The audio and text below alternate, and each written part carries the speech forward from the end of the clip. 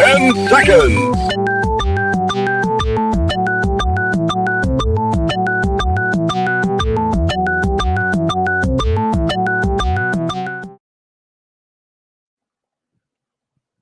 Now comes the part where we throw our heads back and laugh. Ready? Ready!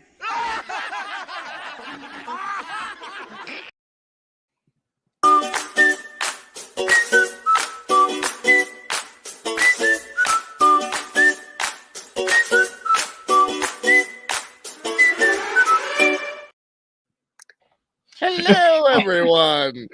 Yeah, I know we're back here dancing. That's a fun little catchy tune. I like it. You did good. You did well in selecting. I literally found whatever the free trial had to offer and put it together. Fair enough. There we go. Well, that was delightful. Okay, we're done, folks. Bye. See you. All right, see anyway, have a Yes. nice night. How dare you? So, I guess we gotta stay. Greta says we gotta stay. So anyway, welcome to Between Two Brians. Because who are you? I think I'm one of them. I'm Brian K. Really? Morris, publisher, editor, writer, broadcaster, and former mortician's assistant. And you are? I am Brian Rodman, author and illustrator of all things horror. There we go. Very good. And between the two of us, we have all the answers, but we may not know the right question. So anyway, we're glad you're all here for our third extravaganza. We're on here every other Tuesday, bringing you topics, of course, that are mild and gentle. You know, of course, this show garners no controversy whatsoever. Oh, none whatsoever. We like to ease into things. It's very gentle. Very gentle. We do. So tonight we're going to talk about that AI tonight. So anyway, about which nobody has a strong opinion. So absolutely not. Everyone's okay with it. Yep. Yeah. It's going to happen. You know, Skynet's coming in to get us, and the robots will be killing us in our sleep any night now. So anyway, I honestly welcome it. Let's just get it over with. Why not? I do too. I'd rather have that than the meteor. The sweet release. Let's do it. And right damn now, I'm telling you. Exactly. But first of all, before we off the human race, we want to thank our Patreon subscribers. Patreon is a monthly subscription service where you can support your favorite creators directly with an affordable monthly stipend. And here are my wonderful people who will get do get a mention in everything that we publish. Plus, they get a twice weekly blog. And pretty soon, some of these lucky people, because they are generous to me, I'm going to let them read the first draft of The Terrors, episode 2. And by the way, we got the first draft of that done last week. So very nice. Yeah, thank you. That's coming along quick, man. I was inspired, and I came up with what I think is a decent story. Plus, I figure it pisses the bigots off, and so what more motivation do I need? And of course, Brian's got his own too. These lovely and desirable people, and you notice the skill level with graphics between the two of us. That's mine.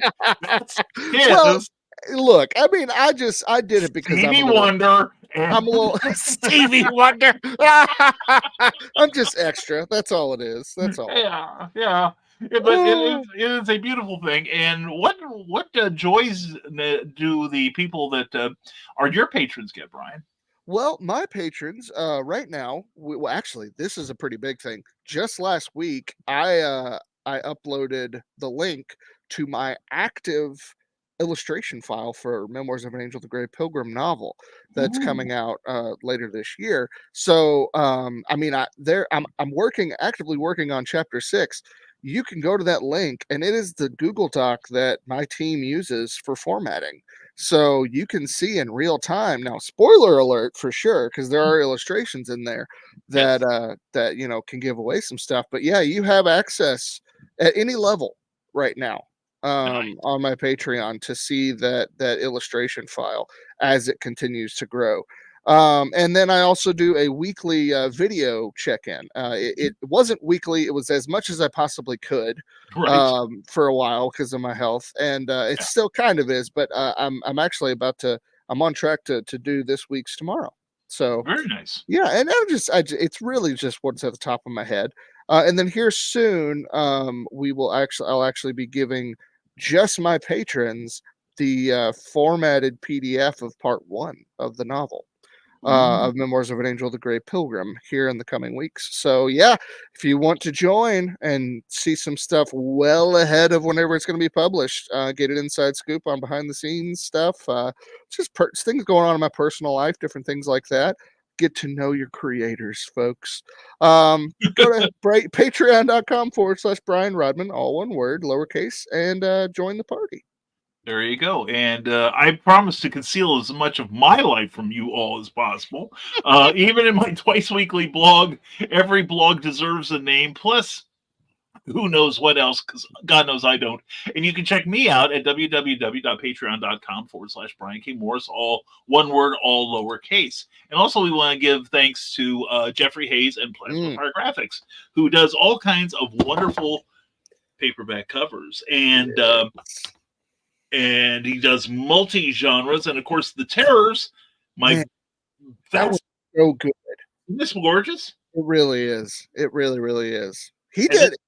Kelly won an award for this one. Yeah, Kelly Austin has a book coming out with his cover, and it's very good too. Oh yeah, yeah. I think I might need to interact with him on something soon.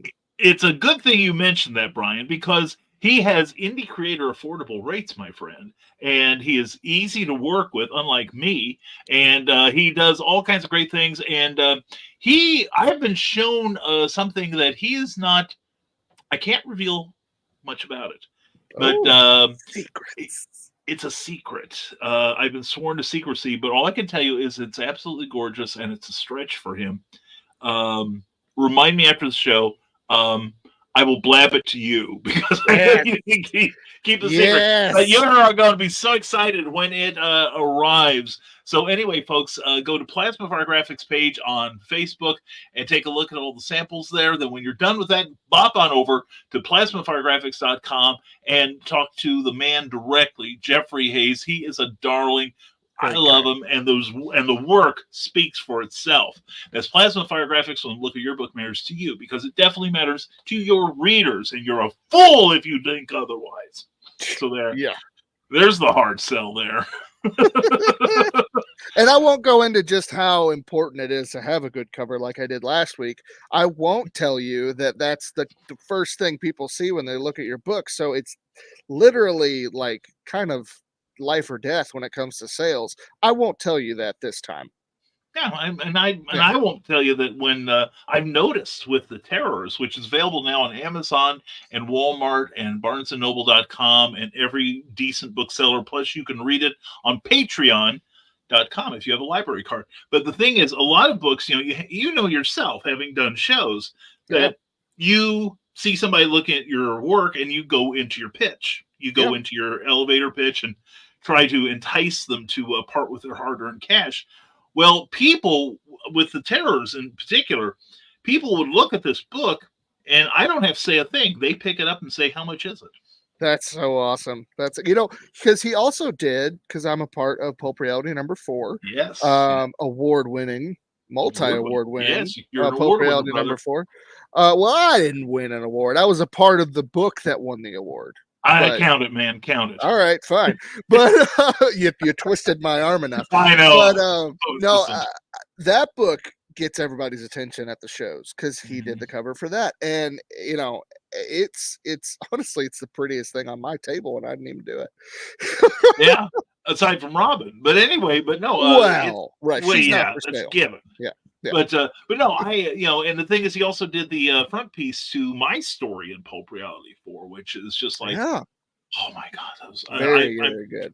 Charles F. Milhouse showed me that, and I'm like, oh my God, this is a knockout. This is great stuff. So yeah, we definitely endorse Plasma Fire Graphics, and once you work with them and get his work on your books, you will too, I promise. So anyway, we've got comments. We've got. While we've been talking on here and sharing our wisdom with the masses, we've got almost 3 dozen comments waiting. They're ignoring us. They're just having their own fun in there. They don't care. I would too, honestly. What are we, Brian? But just talking heads so they can get together in the comment section. That's all this is. That's pretty much true. He's David Byrne. I'm Tina Weymouth. But anyway, anyway, we value them. We value you also who tune in later and savor this at your own speed. Hello from the past. Yes, that's right. We from the future salute you. And but anyway, please leave a comment in the comment area below where you see this. So anyway, shall we get to the comments first, and then we'll talk about. We shall, yes. Yes. Let's see. Here we go. And who's first in the gate here? But Kelly Austin herself, under her secret identity. Don't tell anyone. Good evening to my two favorite Brians. AI is the subject tonight. By coincidence, my newest neighbor is Sarah Connor. I kid you not. Sarah Connor, I'm not answering my door. if her kid comes over to borrow a cup of sugar, don't open the door. Don't open the door. Or by all means, save her child. Yes, from whatever Terminator from the future is coming to kill him. Yeah, if you see any naked Austrians outside your door, you know to be warned. So, and Don Dulles has joined us. Hello to you, Mwah. Glad to see you here. Everyone is saying hello. And cold and rainy is Dawn. I'm fair and partly cloudy. Yesterday and today were good rest days. Yes, indeed. And we have the charming, delightful Willow Schuyler of Schuyler Productions. Mwah. Glad to see you, Willow. Hope you're having a good night. And Kelly says, rest, I know not what that means. She is a busy lady. She is I know she's a busy lady. Yeah, she's putting you to work. She is. I'm grateful for it. She's every time I talk to her, she's like, well, I've got this new thing coming up soon. I'm like, okay. Wow. And she actually delivers. That's the best part. Yeah, wait till you see Atomic Stories. That is going to be a tour de force when it comes out. And I happen to know who the lead story is in that one. So I happen to know an illustrator from that book as well. Oh, I happen to know two of them. Oh, I am full smart. Anyway, yeah, we had rain here in the Midwest. Did it rain where you were today? No, it was supposed to, but it's just been super cloudy. I love it because I'm one of those dreary people that enjoy cloudy days. I like my sunshine, don't get me wrong, but too much sunshine makes me, I don't know. It feels gross. Yeah, too much vitamin D. I mean, I don't go outside. I'm not going outside because it is the pollinating right now. No, that's true. That's true. That'd be bad for you. Let me tell you this. Last Friday, I went outside for like, I don't know, 0.5 seconds, and the pollen attacked my face and made me almost have an attack. I'm not kidding. I was out for seconds, and I haven't been out since. Thank God I don't have to go outside for a doctor's appointment or anything in the next couple of weeks because it's gross. God, I hear you. Yeah. Oh my poor man here. And everyone's saying hello to each other. And Don Dula says, well, I'm fighting it. My body tells me when it wants to rest and doesn't give me a choice. I do that a lot. It's called passing out. And good evening to Rad Publishing. Rick Bradley, how you doing, my man? Good to see you. Hey, maybe get to see you at the Salem Comic and Toy Expo at 416 Oglesby at the Community Center in Salem, Illinois, this coming Saturday from 10 to 4. # always promote. Good to see you too, my friend. And hello, Brian's. Hello, Dawn. And sit, stay, good boys. If only she could toilet train me now. But anyway, and Michaela J. Hey, friends, I'll be here for a minute. Got to work on my website. Hey, check out what this lady does. And also, Michaela, through her company, through her LLC, also offers book reviews for $25. That's good to know. And they're very going to be doing that in the future. All right. Yeah, seriously, I do recommend her to everyone. And she did one on the terrors for me. And I did not get 5 stars, but she gave me some excellent advice. I think told me what worked and what doesn't. Yeah, I think that is honestly some of the most helpful reviews. Like when they're 3 to 4 stars, because they're honest, and I really appreciate that. When I review stuff, I don't know. I stopped critiquing heavily years ago because I started hating everything. So for me, I like to just take what you give me. And then if I don't like it, I'll say it, and then if I do like it, it's usually 5 stars. Because I don't know. I can't get into the nitpicky stuff anymore because I'll go overboard, and I don't want to do that to myself. Yeah, I say that for the paying editor job. So Yeah, see? where I get paid to destroy people's souls. So Exactly. Yeah, you give me yeah. some money, of course, I will pick it to pieces. Well, yeah, and you're the beneficiary of one of my Yes, scathing and reviews. it wasn't scathing, it was actually extremely helpful, Well, extremely good. helpful. I'm Of glad course, I also have very thick skin. I was told by that somebody, helps. another person that edited Mhm. my stuff, she was very like, "Oh, am I gonna hurt you?" I was like, "Look, you're not gonna hurt my feelings. I don't care. Tell me if it sucks. I'm not Yeah, taking it personally. Just, I mean, as long as you're not like you're a worthless writer, never do it again, then I'll probably yeah, fire you." But at that point, I mean, but like I'm out for what the best story I can produce. You know what I yes, mean? That's yes, what I want. I don't want yeah, feelings. That stop yeah. that. Yeah, and Michaela, she gave me the critique. She told me what worked in the book. She told me what didn't work for her, and it's stuff that I will incorporate into the second book. And it was There very you go. very precise. So, and she thought I'd hate her afterwards, but no, I love her all the more. So, or would kill for the chance to. So, anyway, Ace Bonnie is here. Ace, haven't talked to you in ages. How are you tonight? Glad to see you. Everyone saying hello, and let's Skynet go active. Well, we have some news on the resistance fighting back tonight. So, what's new is happening. We are happening right now, Willow, and we've got some information that I just learned today.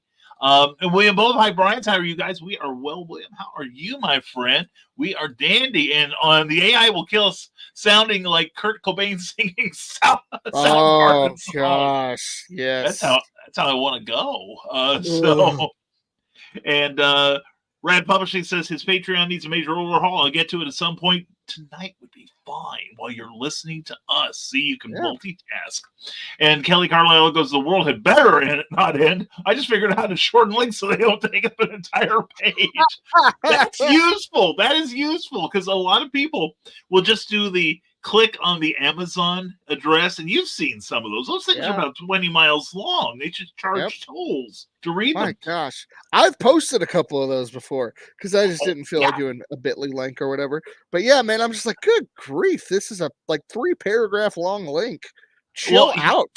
no kidding. And the thing is that here's the secret, folks. Now this is the learning place. When you copy an address from Amazon, just start at the left and go all to the right until you hit that question mark, and then from there put your cursor before the question mark and then copy everything to the left of it, and that's all you need to get to the page you want. There you go. The See, more you know. I know this is this is just like the end of the last 5 minutes of GI Joe. This is great. And and Kelly's getting mocked with laughter. I have gotten some good news in the past couple of weeks. I need to bask in it for a while. Oh, Well, I want pictures. And Matthew Crick, how are you tonight? Good to see you. It's been a while. And everyone's saying hello. And William Bob says Jeffrey Hayes is incredible. He is putting together a graphics video for me to help promote my Once Upon a Great Vampire trilogy. Cool. Brian K. The awesome. second book is done. Yes, I'm looking for a publisher. We've had this talk. My first response is do it yourself. But Yeah, that's I just have a me. friend who finally I've been after her because she's so talented. I've been after Uh-huh. her for a while now to just she's self-published, but she's now finally starting to do that exclusively. I'm like, yes, Good, it's so good. much better and you have all the freedom in the world. It's more work, but you don't have to worry about all the crazy Yeah. politics and shenanigans of publishers. I mean, just look at what happened with Scout. We talked about that last week. I mean, my Yeah. gosh, you don't want to deal with that stuff. You don't. You just don't. No, Unless you have a really sweet deal with a publisher, which happens, but it very does. rarely. Yeah. Unless you're at that point, or unless you like are friends with the publisher, like you guys are Mm, buddies and mm, you really trust them, I would just self-publish. Like that's to me, that's the way to go. And honestly, Andy, if you need help putting together like a Kickstarter or anything, man, brother, I got you. I've done 7 of them. They've all been successful. mhm. um I can point you to some good resources Yeah. that'll help you out. So yeah, trust me, Yeah. self-publishing is the way to go right now. Andy and I have had this conversation. He is not of that mindset yet. Well, Yeah, no, We'll get I there. guess he's got to keep getting. He's got to get his soul crushed by heartless publishers and Indeed. losing money on every deal, like some of us have done. So True. yeah, learn from our pain. Indeed. Anyway, Matthew says, I am hopefully days away from finishing my first comic. Excellent. And do you use Amazon ads? I'm kind of not using them at the moment because I'm tooling them up. But I have used them and they've been very effective, but so have Facebook ads too. We run Facebook ads. They've been they've been okay. They've been okay. I mean, I've gotten plenty of subscribers from Facebook ads. Yes. Yeah, and it's pretty inexpensive, really. You control how much you wish to pay on either one. But Dave Chesson, study his stuff, and he's got some programs you can purchase that will, and explanations that go with them, that will help you figure out Amazon ads a little more precisely. Just a little bit of help there. And we have had snow, rain, hail, sleet, and sun today. Goodness, Ace. My gosh. Wow. Where do you live? Neverland from Hook? Yeah. He just walked in through his closet door, and there he is. And speaking of greatness, there is the great Dan Hollowfield. Good evening to you. And Dan is part of Stupid O'Clock, Thursday nights at 9 p.m. Eastern, 11 p.m. on Saturday nights, and also Last Man Standing following that show. And Nick Tucker, good evening from the Tucker clan. Not to the clan there. Hope you're doing well tonight, Nick. Good to see you. And I noticed that AI artists have very few morals. Art has the same body. No, don't hold back, Kelly. Don't hold back. Art has the same image bodies from known models, actresses, and even comic book characters. And the worst, even dino porn has been defaced. Oh, dino porn. You've crossed the line. Oh man, AI must die now. That's all there is to it. I invoke the purity of my dinosaur porn. Man, I haven't heard dino porn in a long time. I can't get away from it, no matter what. That's a callback right there, man. There are even people that don't know my past with dino porn, and somehow it comes up there. It's omnipresent, So, dear God, we can't get away from it. And Michaela's bidding us adieu for now. You boys had fun. I might be back later. We will be waiting for you eagerly, my darling. And everyone say hello. And I think AI is good for history, museums, medicine, and stuff like that. Writing art, though, not at all. We'll get into that. Yeah, we'll get into that. We have our own views on that. And here is Sarah, and who will be helping me at Eclipse Con the first Saturday and Sunday of April. And the guest down there will be the great Trevor Von Eden.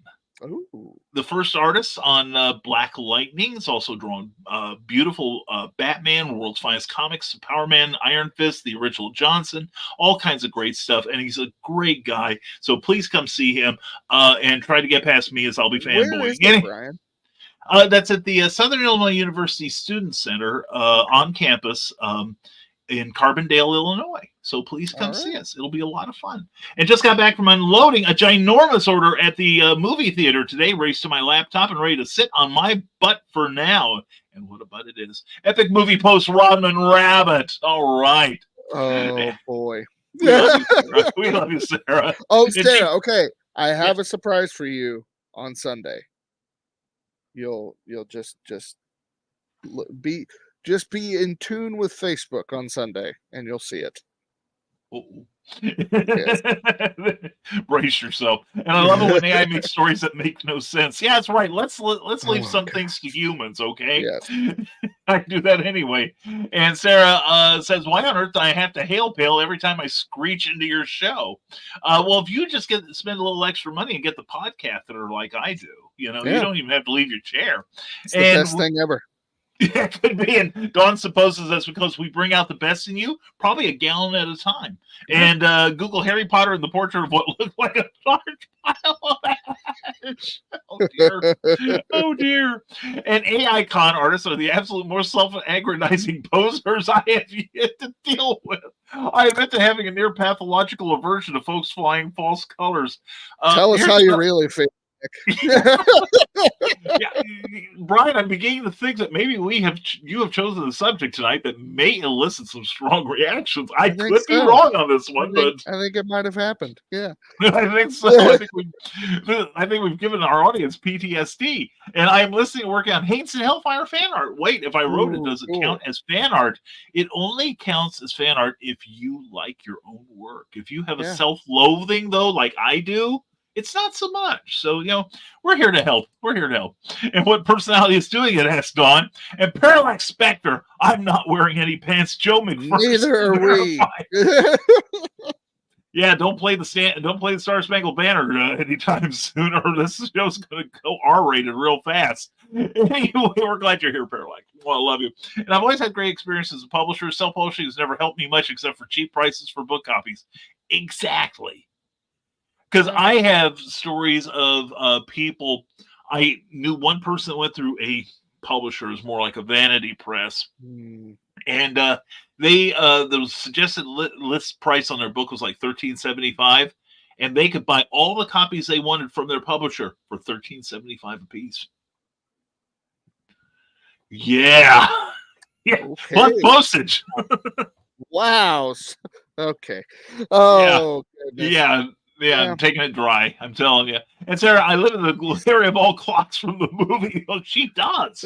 Yes, you've told me about this. Yeah, her living room is like the Clock King's hell, because it has the top of the hour, and it doesn't stop being the top of the hour for like 20 minutes. I hear they're going to make a similar one down in Gitmo. We're going to get all kinds of secrets from them there. And holy hell! And thank you, Brian R, for the offer, the help with the Kickstarter. The man knows his stuff. He really does.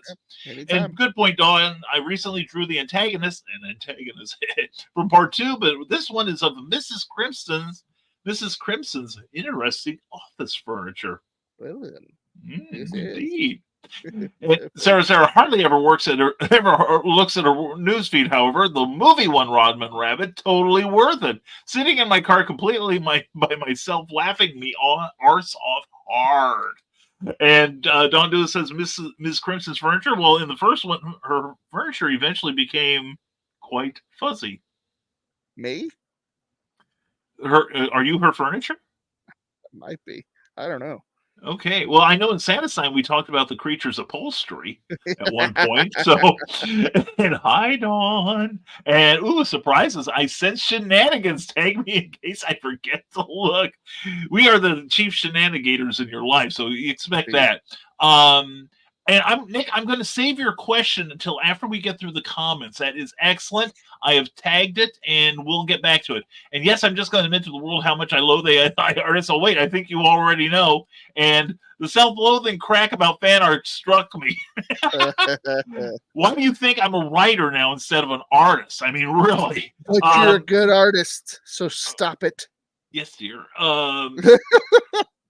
I am better than some, but not up to my level, not to my standards. You know how you get to better standards? Practice. Just keep doing it. I used to suck, and I still do a lot of times.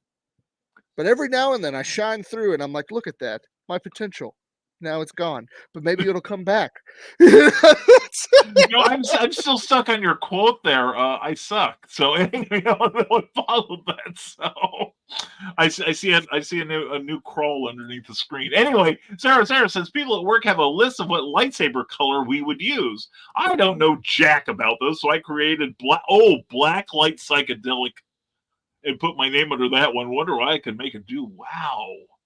Is that evocative or what? It's like a Jedi rave. Yeah. Oh my God, I like this. Sarah continues. Yes, they toggle them to go off one after another. One of the newest ones plays Christian music at the top of the hour, but sounds like creepy clown music upstairs. Oh my God. Oh, there must be one for clocks. Oh, it's like lightsabers? Yeah, I was going to say, a lightsaber that plays music? I am so on board with that. I'm so confused. All right. Yeah, that makes more sense.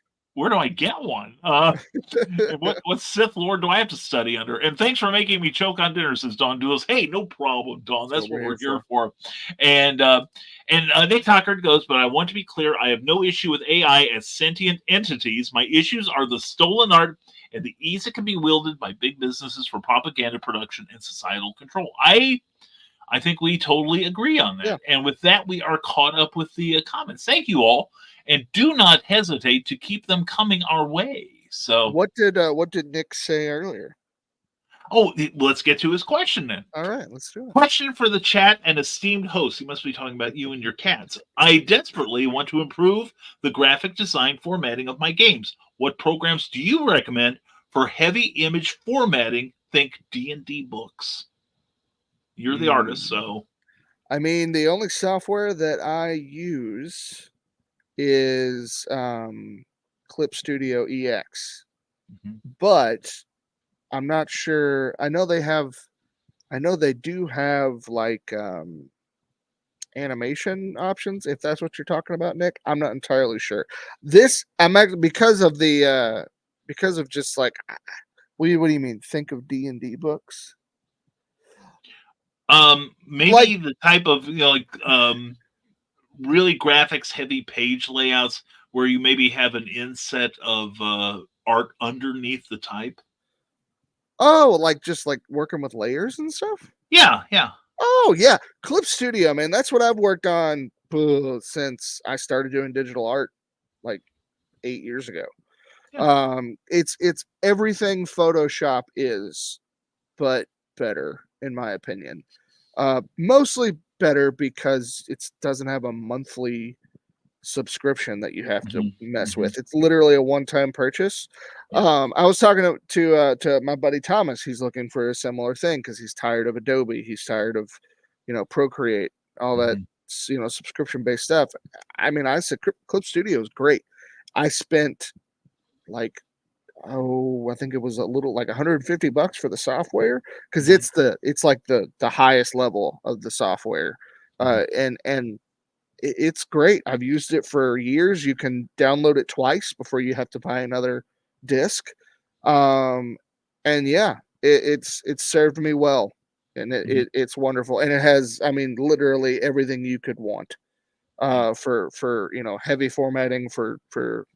I mean, all the way up to animation. People use it to make short cartoons and stuff. So, wow. Yeah. Well, and I'll put in a word for a program called Affinity. And like Clip Studio, it's a one-time purchase as opposed to a subscription like with Adobe.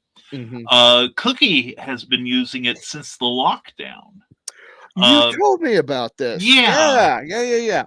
Yeah, and it's basically it's a Photoshop emulator too. It has everything Photoshop does, except that heavy monthly rental price. You pay once and you're done. I don't know how many machines you can have it on, or how often you can change it out onto another machine.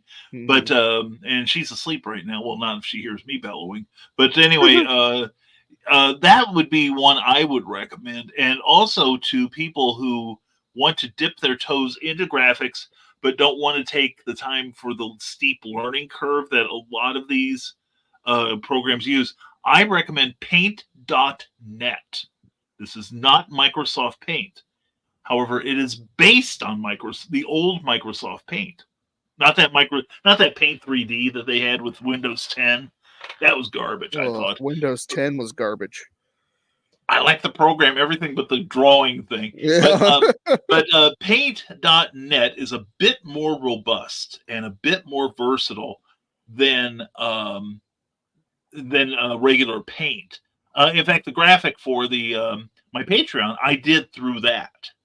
So it's serviceable, and if you have no time to learn the bells and whistles of a more sophisticated program, then this would be the one I would recommend maybe as a starter. And then if you like it and you get good at it, then you work your way up to something like Affinity or, Clip Art Studio. So, either one. Yeah. So we hope we have answered. And Nick, if we have not, please let us know, and we will talk about it. Let's see, and we got more stuff. We got Donna Carly here. Mwah. Her stuff, her books are available on lulu.com. Please check it out. And Sarah says it's easy to confuse people when I can talk about 10 topics at the same time on occasion. I believe she means every waking moment. But anyway, and I own that for myself too. And Rad Publishing, if I had a lightsaber that could make music, I'd want it to be the Batman the Animated Series thing. That would be an epic thing to fight to. Oh yeah. And sorry, had a dinner date at El Toro. Ooh, El Toro is a good place. Did you save me some? I want some man, Mexican we can only food. Hope. Yeah. We can only hope. Yeah, there's one in Watsika that's really good too. I go there occasionally. And ooh, they brought you dinner first. And Sarah and everybody, sorry if I missed anyone. And if folks want Brian Rodman drawn as Mrs. Crimson's office chair, hit my PayPal up. Oh, there we go. It's he's the reason that that Rodman Rabbit first became an image. That's right. So here could be another variant of me. And you sound appropriately thrilled. I'm so excited. And he just can't hide it. And I'm tired of people procreating here too. Yep. What you gonna do, right? Yeah. Oh, and Carl Witzman. Hello, everyone. Hello, Carl. Hey, Hope Carl. you're having a good night. Check out his work on lulu.com too. And everyone, and what if I just smile at you sweetly, Nick Talkert? Ooh.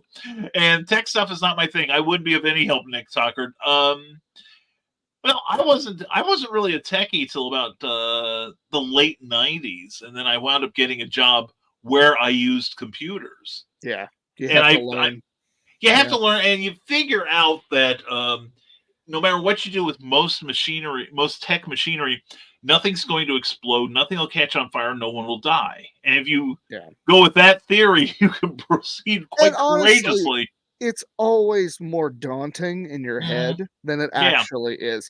Like my poor mother, I mean, she struggles with emailing people. Like it's mostly all in her head, and she knows that. She knows it's mostly in her head. But yeah, I mean, when I worked in the tech shop in IT, I mean, I'd do it again in a heartbeat. I loved that job. It was so interesting. But there were some things that's like when someone said we're gonna build a computer this week, like we were just building PCs.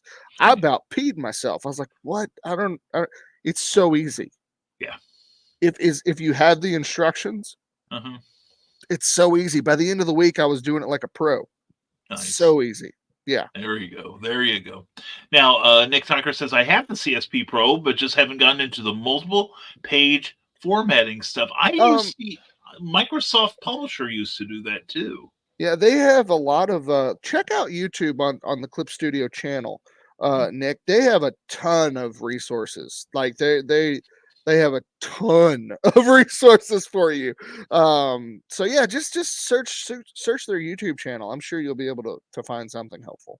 There you go. And Carl agrees with me. Wait, people are procreating? What did I miss? Yeah, Sarah, you keep saying you're bored down there in Charleston, but apparently it's a little livelier than you've been letting on. And it does help, Donna. And that program always makes me smile. I'm immature. I'm green room. Good for you. And BKM corn. Okay. Thank you. And I love you, Dawn, just as you are. And what do we get if we both smile, Nick? Uh-oh. And everyone say hello. And someone scheduled a dinner out tonight, not mentioning that woman's name, making us late. That's okay, though. You got to go to El Toro. Yeah, and we haven't even started talking about the topic yet. So yeah, it's a typical show for Brian. This one, you know. And we probably hit the one in Watsika probably at least once every other month. It's a great place. And charcoal? No, thank you. I just ate. And we had to meet my former office wife for dinner. I retired and abandoned her. You cad. And alpaca special and a Bloody Mary. I'm ready for you guys. Oh, here we go. All right. Oh, we've got the well liquored crowd tonight. And Rodman Rabbit convinced me. Yes. Sorry, go ahead. My brain stopped using words.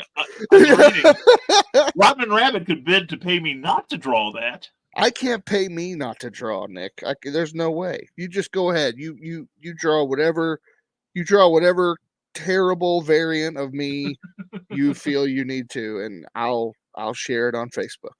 There you go. There you go. And Andy Bo says, if anyone's interested, there is a free writing program called LibreOffice. It's also called OpenOffice. It does the same thing Microsoft Word does. It's free. It has nothing to do with AI. At the moment, right, the way things are going, try using a search engine now without an AI additive. Yeah. But yeah, and that is good. I used to use that, but it just wasn't as what I needed. So I switched to Microsoft. I switched back to Microsoft, really. So, and Nick didn't know there was a CSP channel. Thanks. And procreating, stay away from the shower, says Kelly Austin. And thanks for the foots up, Kelly. Yes, Kelly recently emerged from her shower and broke her foot in the process. So, and heads up, yeah, we know what you meant, Dawn. Shame on you. And Dawn is a story that Hustler magazine would pay thousands for. Yeah. It was funny because years ago, this was back in the 70s or 80s, I submitted a horror story to Hustler magazine. They do horror? They did back then. Whoa, okay. And it didn't make it, but I got a very nice handwritten letter from the fiction editor. You said hand, and I didn't know where this was going. Yeah, I had to worry, didn't I? Not really. I was mostly just very interested. Yeah, well, the thing was, I was talking with a couple people recently, two of my oldest friends who had read the story, and they were triggered by the words "dirty peppermint." Anyway, that was one of my phrases, one of my sayings in there. So I'll let you mull that one over. And Donna must be liquored up. Right. She can't spell Acapulco Special. I can't say it. And sounds like Donna's shower scene from Woodstock Dreams, available now on Lulu.com. Hashtag always promote your friends. And here we go with and yes, Kelly, someday we will hear that whole shower story. Well, with any luck, we will. And I'm not ashamed. Well, maybe a little. Just wait until the video series comes out now. But anyway, we promised information. We promised information. Yes. And tell our wonderful viewers what the internet has told you today, Brian. Yes. Well, I originally got the notice of this from Dale Roberts, Self-Publishing with Dale. And that led me to go to the source of all information, which, of course, is Wikipedia. And there is something called the Artificial Intelligence Act, which was passed by the European Commission, with the European Union, on the 21st of this month. So like less than a week ago. And it passed...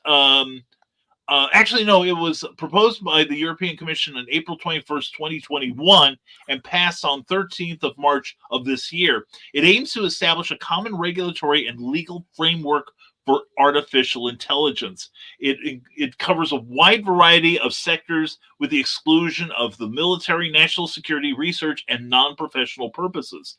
It does not confer rights on any individuals, but will regulate the providers of AI systems and entities using AIs in a professional context.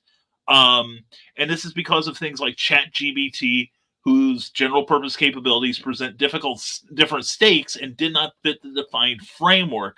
More restrictive regulations are planned for powerful generative AI systems with systematic impact. I would imagine that's probably like search engines and things like that. But it's a very well-written article. But the risk, it also breaks down the various programs into degrees of risk, like unacceptable risks, which are AI applications that fall under entries that manipulate human behavior, those that use real-time remote biometric identification, including facial recognition, in public spaces, and those used for social scoring, like ranking people based on their personal characteristics, socioeconomic status, or behavior. Then there's high risk, which pose significant threats to health, safety, or the fundamental rights of persons, notably AI systems used in health, education, recruitment, critical infrastructure management, law enforcement, or justice. And they are subject to obligations of quality, transparency, human supervision, and security. They have to be evaluated before they're placed on the market, as well as continually monitored while they're in the public use, and general purpose, which is foundation models like ChatGPT that are subject to transparency requirements, high purpose general AI systems which could pose systematic risks, notably those trained using a computation capability of a certain level, which I don't understand, and I'm not going to look up at the moment. Limited risk, which are systems subject to transparency obligations aimed at informing users that they are interacting with an artificial intelligence system and allowing them to exercise their choices. For instance, AI applications that make it possible to generate or manipulate images, sounds, or videos, such as deep fakes. Yeah. And minimal risk, which are things used for like video systems, spam filters, and also the that was a lot of word salad there, I admit, but that shows how comprehensive this bill has had to be in the 3 years since they proposed it, almost 3 years. And also, it did not confer any rights upon AI, such as like the Copyright Office in America has said that anything that's computer generated does not get to be copyrighted or things like that. Also, it does not exclude the rights of people whose work have gone into the programming of AI. So there we go. It's like I said, it's a lot of word salad, and I'm sure it is. We have skimmed the surface of the surface, but they are saying, the people who put this bill together, that this could provide a framework for perhaps a global set of standards for AI, so that it is regulated as best the industry can do, and also various governments, while keeping an eye on the more nefarious aspects of it. So, yeah, and also Eric Hawkins shared with us last week that Tennessee passed a law. It's the first state to pass a law protecting musicians from being essentially from AI stealing from their music. And hopefully that is step one into art, and writing as well. So we're getting there. We're getting there for good grief. It's been a while though. It's taken way too long. I'm afraid my biggest fear is the damage is done. Unless these new laws, these new addendums to this act, if it shuts down this software that's pulling from artists illegally, well, then people don't have a way to utilize it. And that's kind of that's what I'm hoping, but I don't know. We'll see. I really feel strongly about AI in art. I think it's fine, art and writing. I think it's fine in other areas, as long as like the act said, as long as it is looked after heavily, and it can't reach a certain point of Skynetting and creating Terminators or whatever, because that's very possible. Like, I know it's like that sounds like science fiction, but it's like here. I mean, we have robots now that can have full conversations with you, and so I mean, it's not far-fetched to think that could be possible, but I totally think AI can be helpful. I mean, I'm okay. And you mentioned AI in like a search engine. I think that's fine to a certain extent. I think it's just a more advanced version of Google. And I think that's which is fine. using AI too, right? Which is totally fine. But but AI like ChatGPT, I think, is also very famous for getting information wrong. So because they're pulling from false information sites as well as correct information. So the AI, the program can't tell the difference. So it's screwing people up when they're using that to write their documents and stuff. So was it you that told me about that group? Somebody used something. I think it was like lawyers or something. Yes, I was about Yeah. to say. Yeah, go ahead. Tell that story. Yeah, somebody, I don't remember what kind of case it was, but a legal team decided to take what they thought was the easy route, and they used ChatGPT to write their legal briefs, which, and people don't realize this. I've done a little studying on it, being the internet rocket surgeon that I am, that legal briefs they have to be worded in specific ways. They also have to be typeset in a certain way, also laid out. The language must be precise. And it was some case, don't remember what the case was about, but the ChatGPT came up with like a dozen different or so cases upon which to base their ruling, or the judge's ruling. Well, the judge did his research and realized that none of these cases existed. and now the team that is oh goodness. The team, like Lucy Ricardo, got some splaining to do, and mostly to the State Bar Association. And but the problem was, some people, and I'm one of them. I wanted to see how far down the rabbit hole I could go. I researched the article, and other websites were citing the same cases as fact. And see, that is, I think, one of the problems with the AI system, particularly in information dissemination, in that, it's that old thing about repeat a lie often enough and you believe it to be the truth, except in this case, you just have to do it once. And if enough other computers pick it up, they, being like idiot savants, will pick up on that and then just start parroting the same garbage that they were fed. It's software. They don't have the intelligence that a human would to discern between fact and fiction. They just see it written out, and it they pull the information and present it to you. That's all AI is right now.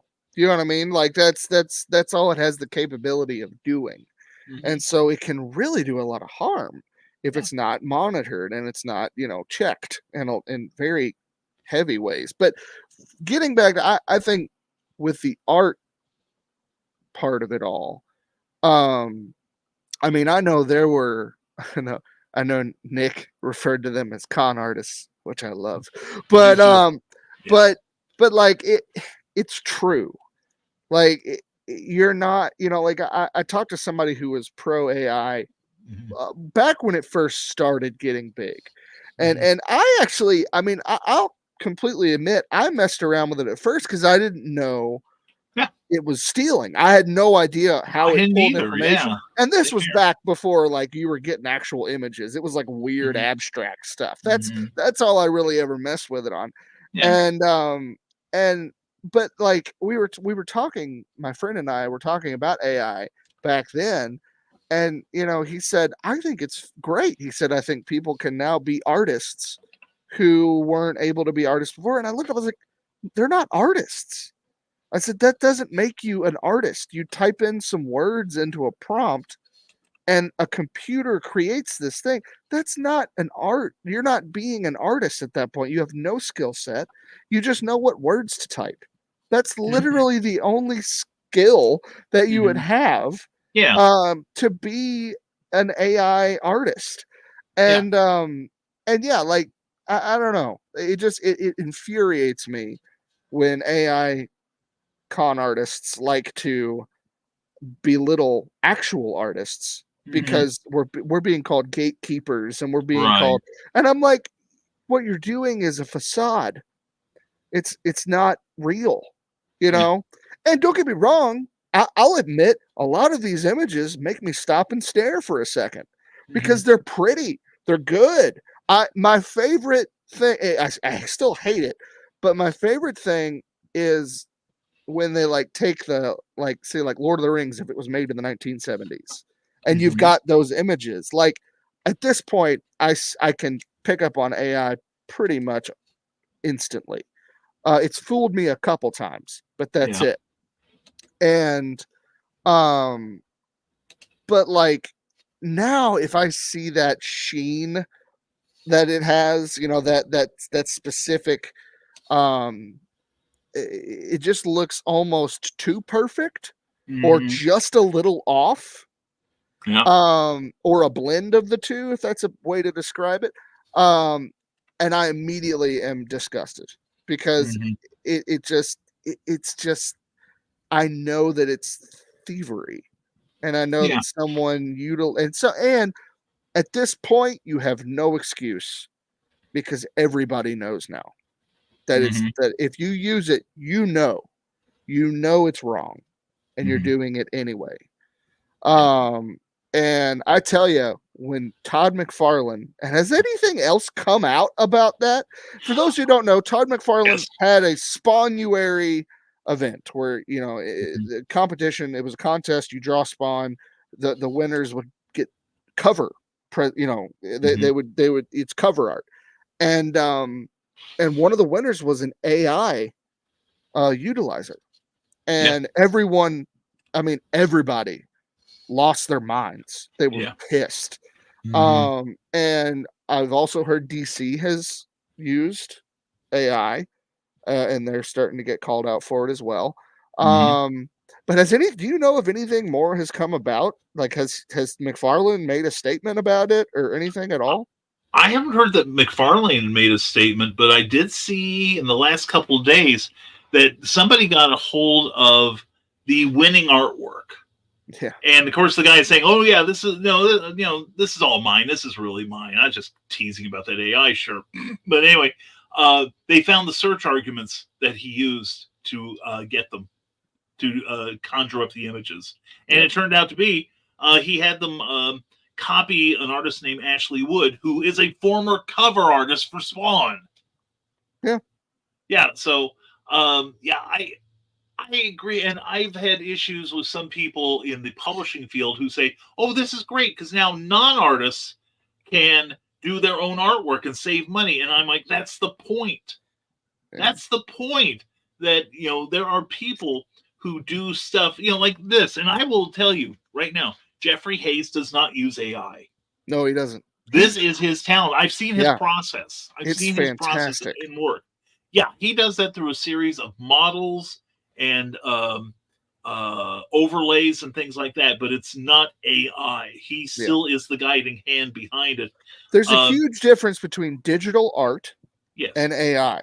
You Yeah. still use tools. You still have to physically look. I have a physical pen that I use on a touch screen Mm-hmm. tablet. Yep. It's literally, it's replaced paper. That's the only thing. Mm-hmm. Yeah. Everything else is me. Yeah. And some people, I do think, cheat a little bit with Mm-hmm. digital art. I think you can be a little bit of a fake artist if you Yeah. utilize certain tools in digital art. But for the most part, digital artists are literally just, they're doing what they would do traditionally.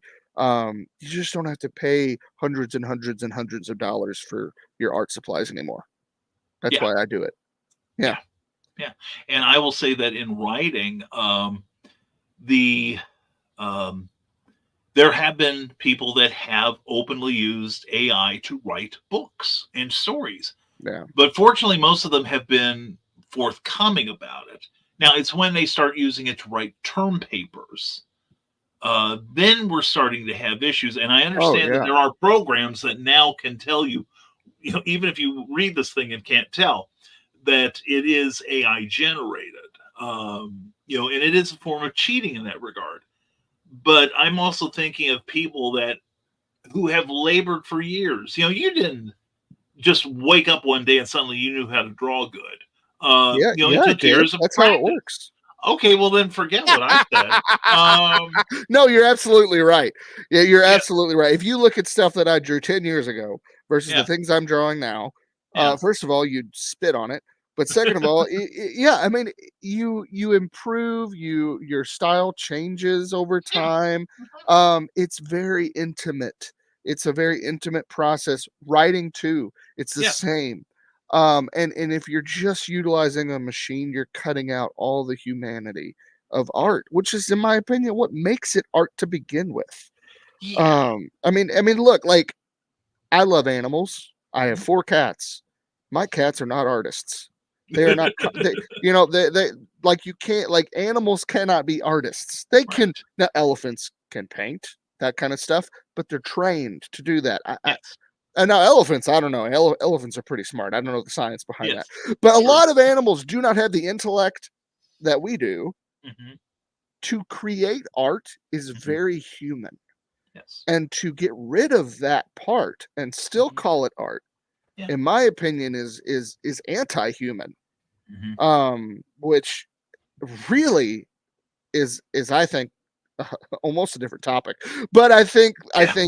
when you're embracing that and you're rejecting the human side of art and Mhm. still calling it art, there's a problem there. I think Mhm. there's laziness there. I think there's instant gratification that, everyone, not just across the generations, it's just our culture now. We're Right. all used to instant gratification. And so people don't want to put the time and effort and practice into crafting Mhm. something that you're Right. good at, be it art, be it music, be it filmmaking, writing, anything. They want to do it now. They have an idea. They want it to become a thing today. Right. And AI allows you to do that. The Right. problem is it's no longer your thing. Yeah. And Yeah.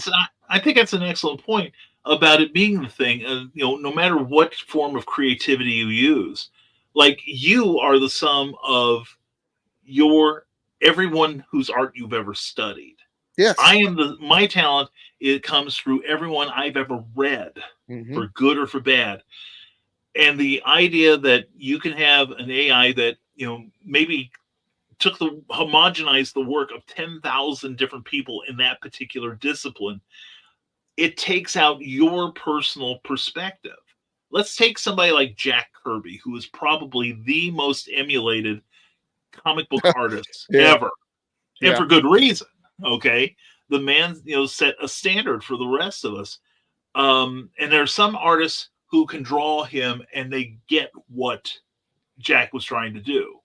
It wasn't just blocky figures and exaggerated poses. There's balance, there's storytelling involved, and you lose a lot of this because you do have artists, like Jim Starlin, Rich Buckler, Keith Giffen, who all were influenced by Kirby and other people, and their styles are a not a homogenization, but a blending Yeah. of more than one person. Because I see, like, Jim Starlin. Mm. To me, he is Jack Kirby and Gil Kane. You Yeah. get somebody like Rich Buckler, who's also got Neil Adams in the mix. Well, Mike Yeah, Mignola yeah, is Jack Kirby. I mean, he'll even admit it. He is sure, Jack Kirby lit with German expressionism. That yes, that is that is very much what Mike Mignola's style is. And yeah, he has even said hmm he didn't really find his shtick until hmm he did Cosmic Odyssey, because he spent a year with Jack Kirby's characters. yeah, yeah, And he spent a year homaging Kirby's style, and that's how he created the yeah, style we know now as Hellboy. right, And when you replace that process with a machine, you hmm never get that. yeah. Because then all you get is just the ones and zeros that have quantified what makes a Kirby, or a Yeah. John Buscema, or a John Romita, etc.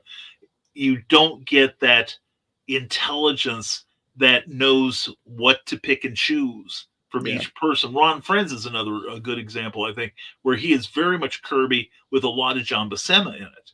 But Hmm. he's taken what I think are, at least for him, the positive qualities of each, and using his own training and his own intellect, he's created a style that Yeah. pays homage to his influences, but by the same token, it's something fresh, something that comes from his heart rather than somebody's hard drive. Yeah. So, and and I will admit that in my writing, I have used AI.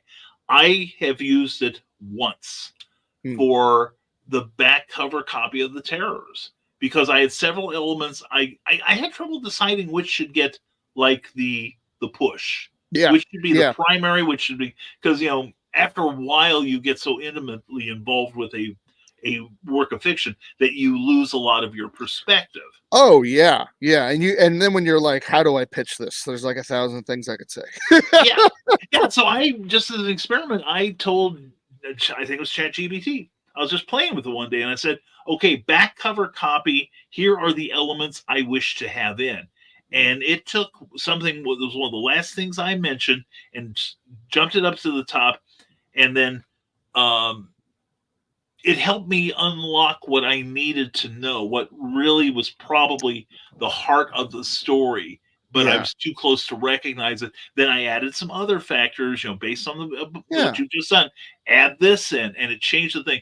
Now, I will say that what you read on the back of the Terrors, available now on Amazon, Barnes & Noble, and all good booksellers, # always promote, that probably 80 to 90% of that is me. Yeah. I rewrote it to sound like me. But see, I don't think there's anything wrong with that. No, if it's used as a tool, but it shouldn't be used as the end product. Right. I think with that, I think with that process, that's fine, because I think it's now. I think we have to ask questions of. Right now, I don't use ChatGPT on any means because it's doing the same thing OpenAI is and Midjourney, all that stuff. It's stealing from places, so that's why I don't use it. But if that wasn't the case, right? I think using it as a tool to a certain point is fine. Yes, like you did. First of all, you didn't ask it to write the story. You're just trying to look at you're trying to create a blurb on the back of the book. Exactly. I mean, and you're trying to prioritize stuff. That's almost like a randomizer kind of thing. That's not even that's a completely different situation. And in those instances, I really do think it's okay. But again, I think you can get close to that icky line in using it, and I think we just don't. Pardon me. I think we just really need to figure out where that line is. When does a tool become a facade? Exactly. Yes, and I would also say that in the case of the creators whose work has gone into the basic programming of these AI bots, that there's got to be a way to pay them. There's got to be a payday for them somewhere along the line, because people in the creative fields, their paydays do not, with very rare exceptions, they don't match, like, say, somebody that's got a 9-to-5 union job. There's a lot of people in the creative fields that are being paid what people were being paid 50 years ago, right? And nobody thinks anything of it anymore. And still we have to fight for our rights to keep what's ours. I mean, look at the Screen Actors Guild strike from last year. The sticking point was AI. And I mean, and they compromised on it. They had to, but I mean, and now you've got studios utilizing AI. I mean, the latest movie that really bothers me, I'm not going to see it as of now. I've decided not to see it, and I'm really bummed about it because I wanted to see it. It's called Late Night with Devil. I've heard of it. Late Night with the Devil. Yeah, I heard about that. And they utilize AI in a couple of the scenes in the movie. And I don't know. I do think there's a point where you can get a little overzealous with that, right? Like, I will eventually watch this movie. Will I watch it in theater? No. Does it have anything to do with the fact that there's AI? No. I'm just poor and disabled and can't go. So, but I mean, like, right. But like, I will catch that movie when it comes on streaming. But I do have a problem with the fact that there's AI utilized in it. Why? Like, why? And it's because you just don't want to pay people. Yeah, and also I read that the animation unions Yep. have come to an agreement about how much AI they can use. Yeah. In their case, I could see where a little bit would make things move a little Yeah. faster. Again, And like Doctor you Who did. recently, yeah, go ahead. I was going to say, like you did with using it as a tool. Right. If it's utilized as a tool and doesn't cross that line, then I think it's okay. Yeah. But And I was going to say also, Doctor Who recently, the TV show, recently released a season 14 trailer in advance of the upcoming Disney streaming thing. And they admitted they used AI elements in it to put it together, and they wound up being raked over the coals. I'm curious because I watched that trailer. It looked really good. And this is That's the what I first time thought. I'm hearing of that. Yeah. I'm not surprised that Yeah. they utilized it. I would be interested in where it's utilized. Like, Yeah. how is it being utilized? Is it being utilized to smooth things out like a CGI tool? Yeah. Because I don't really see what's wrong with that. Yeah. You know what I mean? Like that. Like, what's the difference between that and programming something? Yeah. And also, I would yeah. like in music, Paul McCartney recently took a cassette tape that John Lennon had made with a TV blaring in the background, traffic noises outside his window, and other background shenanigans going around him. And they took the AI to isolate his vocals. I think that's fine. So, yeah. I have no problem with it. Because we're doing that already. That's the thing. Yes.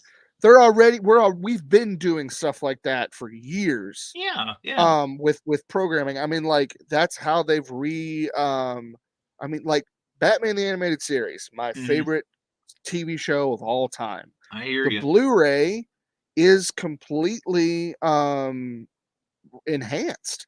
Yeah. Using AI to enhance that is literally just another tool that it's already being used.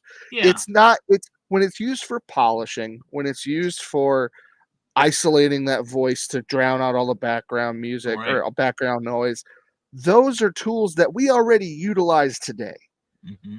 This is just a more advanced version of that. Right. Yeah. And again, as long as there's proper checks and balances there and no one's being stolen from, I think that's fine. It's when that is the sole creator of the thing, that's when it's a problem.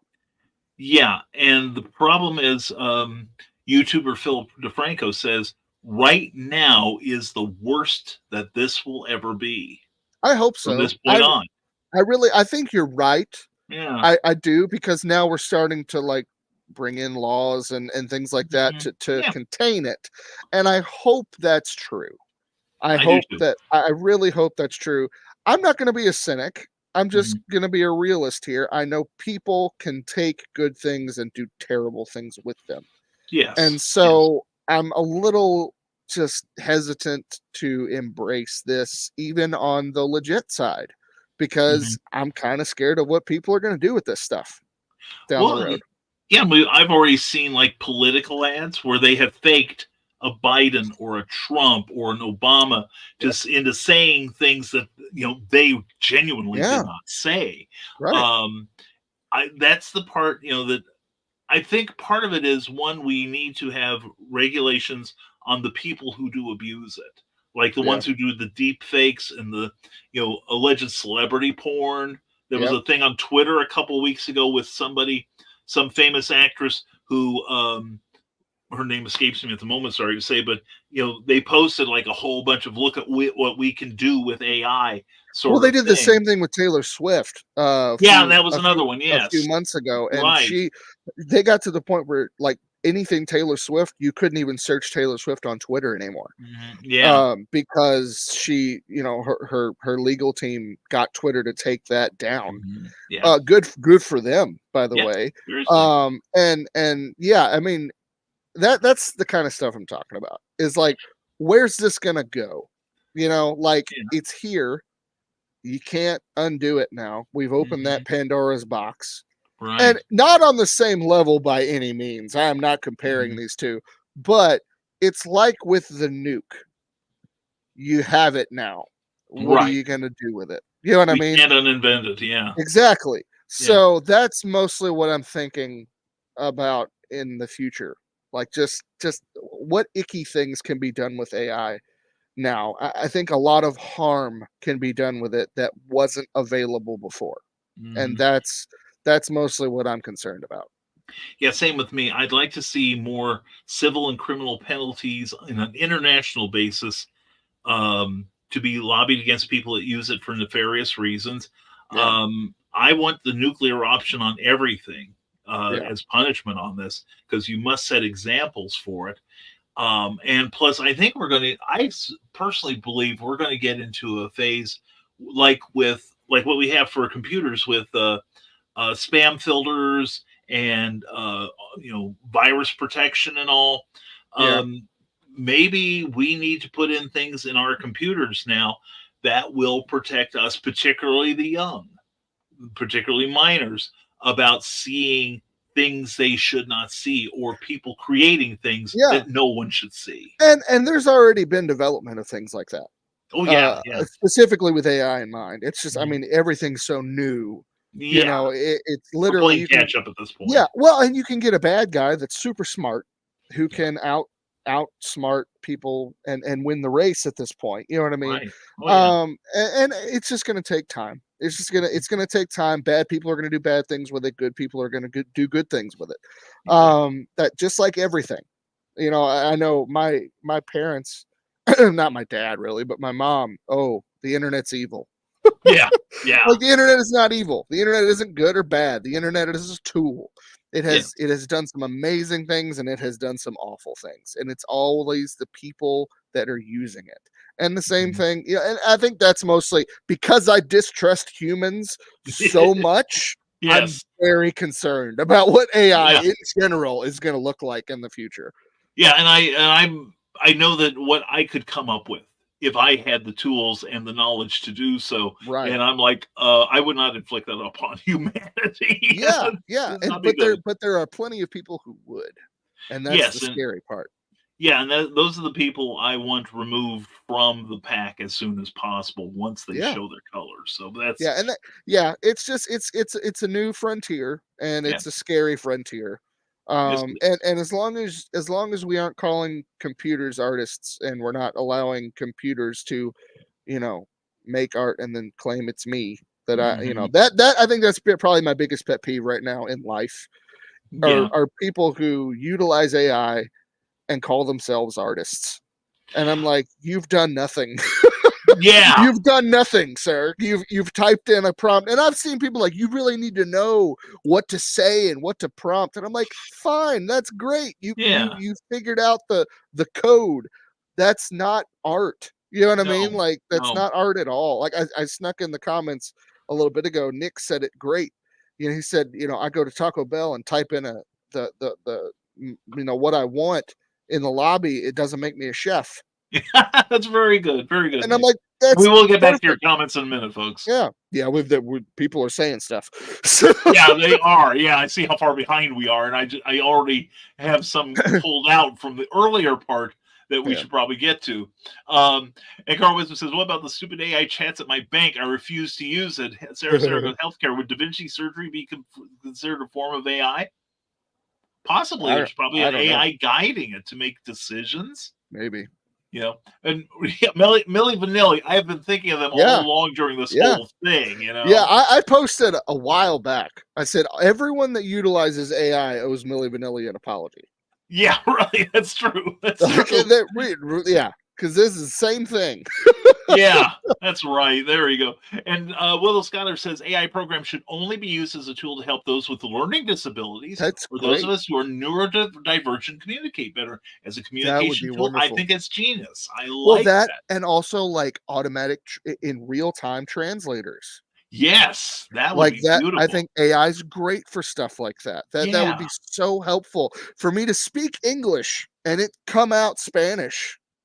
yeah. That's amazing. Please, let's do that. You know what I Or mean? yeah, or somebody who maybe has a speech defect. And Yes. if they could get an AI that could understand them and, say if they need some sort of, physical personal care, then Yeah. they could get that from a device that runs on that program. And And I that would would have be no problem wonderful. with an AI artist.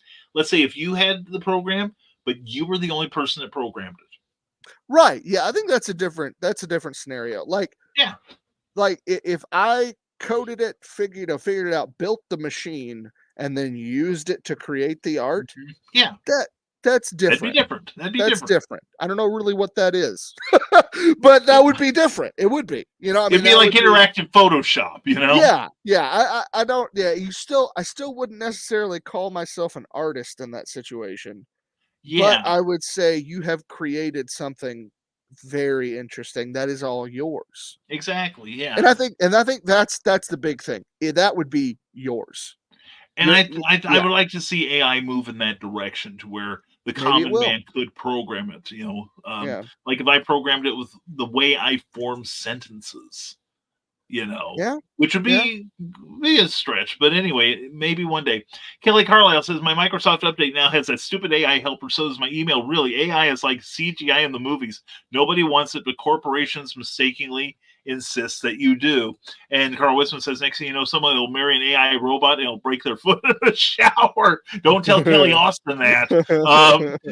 And speaking of whom, corporations don't listen to what science fiction has been telling us for years. From robots to sentience, really just give me my old Royal typewriter back. Or corporations are listening and they're like, that sounds like a good idea as long as we can control it.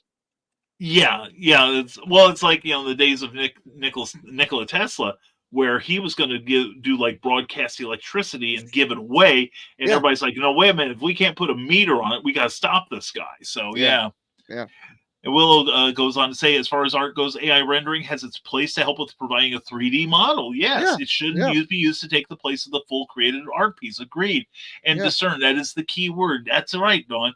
And well, right now, AI doesn't know fact from fiction and lacks morality as a concept. The only thing AI I've noticed does is that it will not, at least the commercial stuff, the free stuff that you can get online, will not do anything that deals with hate speech or what we call pornography. Yeah, which is probably because the programmers put that in there. Yeah, exactly, and good for them. At least there's some limits. I was actually kind of surprised. Really. Or they're keeping that for the good stuff for themselves. All publishers are against AI. A number of them are. They can tell if you use it not because of the software, but because it doesn't sound like a human being. They will not publish you. I won't risk my career. Yeah, and I know that there are artists who are using AI for book covers, for instance, and there is a definite movement of people that do not want that. They still want somebody like, you know, Brian Rodman or, you know, Jeffrey Hayes, of course, you know, who can take the stuff that's in here and make it come out of their hands rather than figure out the way to say it and have somebody else's ones and zeros work on it. Nick Tucker goes, the tragedy of AI art is that it not only steals the art, it steals the chance to learn and grow from the prompter. Absolutely. Yeah, very good. Very good. That's how art develops, through those of us making our mistakes in it, you know? And Dan Holofield says, my e-zines cover artist wanted to use AI to do our covers. I'm doing the covers now. Good for you, Dan. Good for you. And holy cats, we are way behind in the regular chat. I know. Yeah, sorry. And Clint fine. is Victory 77. Burt Reynolds is Iron Man. I'm there. And AI says generations. Okay, there we go. This generation's annoying pop-up paperclip thing from the 90s. Hey, I miss Clippy. I really do. And Kelly Carlisle goes, question, what happens when the good applications of AIs are abused by human ignorance? That's what I was talking about earlier. That's what I'm a little worried about is, and it's going to happen, right? Like it's not an if, it is a when. And what will happen is we'll have to have people counter that. Yeah. And that's all it comes down to. Yeah, we will have to put in the safeguards. You know, it's like there was a time, even back when I was a kid, you could get radium on watches. Not when I was a kid, but I do. Not know when you that. were a kid, no. But when I was a kid, you know, glow in the dark hands. Yeah. You know, whereas now we use phosphorescent materials. But back in the day, I still remember there was radium on the wristwatches, and of course, a number of people that were making these, they didn't have machines that would paint them. You had to like paint them, and many of them, to get that point on the pen would, you know. Oh Yeah, yeah. and so you had a whole lot of people getting like Mm. throat and mouth I was gonna cancer. say, how's that cancer taste? Delicious. Yeah, and I helped. But anyway, but the thing is, we learned, and it's like any science. Science gets to change its mind, just Yeah. like we do. Yeah. And there may come a time when the proper safeguards are in as far as AI goes, and that we all would become comfortable with it. I don't think it'll happen in my lifetime, but It maybe might. We're yours. moving pretty quick. I We don't know. are, as long Yeah. as we don't move faster than putting the reins on it and the Yeah. halters and the blinders to where it is more beneficial than something we can weaponize. And there's that quote from Nick Tucker: "If I go to Taco Yeah. Bell and use the gas customer or a burrito, it doesn't make me a chef." Yeah. Andy says nothing will replace a book except Kindle, you heretic. The feel of the paperback, the smell of a book, the stinky smell of a book, the feel of the paper, the way the story clings to your soul and inspires you to the best of all that is human. Now, that last part I will agree with, but you can Yeah. still do that in a Kindle. And the thing is, I can carry a Kindle with 10,000 books in it up a flight of stairs and not throw out my back. And I got to tell you, I mean, like, Hoopla has saved my life, and Hoopla, it's all beautiful. digital. I mean, Yeah. I am not. I have never been anti-digital books. No, I prefer physical books because I I love do too. the whole experience of a Yeah, physical book, yeah. and I don't think they're going anywhere. I know for a time people were like physical books are going extinct. No, they're not. No. But like digital books, like you said, you can. I mean, I'm running out of space in my house. I need, Mhm. and they're cheaper. Yeah. They're more they're a more feasible option for people, really, for people that don't have a lot of money. For one Yeah. thing, I mean, they're all cheaper. It's all in one place. Yeah. And libraries utilize digital stuff like a pro now. My Yeah. library is excellent. They So have is so the many Tippecanoe digital County stuff. one. Yeah. Yeah, and Hoopla, Libby, tools like that. Mhm. They're really helpful. Yeah. So yeah. And also, However, you can't lick the spines if they're not there, Brian. that's true. That I do lick my You iPad slick though. your iPad. That's right, man. I go all Gene Simmons on that thing. I'm telling you. But and I agree with you. There is a certain romantic aspect, and I love the smell of a library. I really do, with all that Oh yeah, decomposing paper. yeah, But to me, a book is made up of what's inside it, not what yeah, it's put upon. mm, Um, you know, I can read the Bible online. yeah, That doesn't make it any less of a book. And I can read like War and Peace, Created the Destroyer, Santa Sign. Oh, never mind. But and it's what went into the book, not what the book is printed upon. Howie Odell, a great podcaster, says, "I'm a graphic artist. However, I will never call myself a digital artist or artist in general. AI always has that fake shine. It looks too inhumanly real." I agree. yeah. There's a certain texture that really calls attention to itself. It And triggers our uncanny valley. Is really what it is.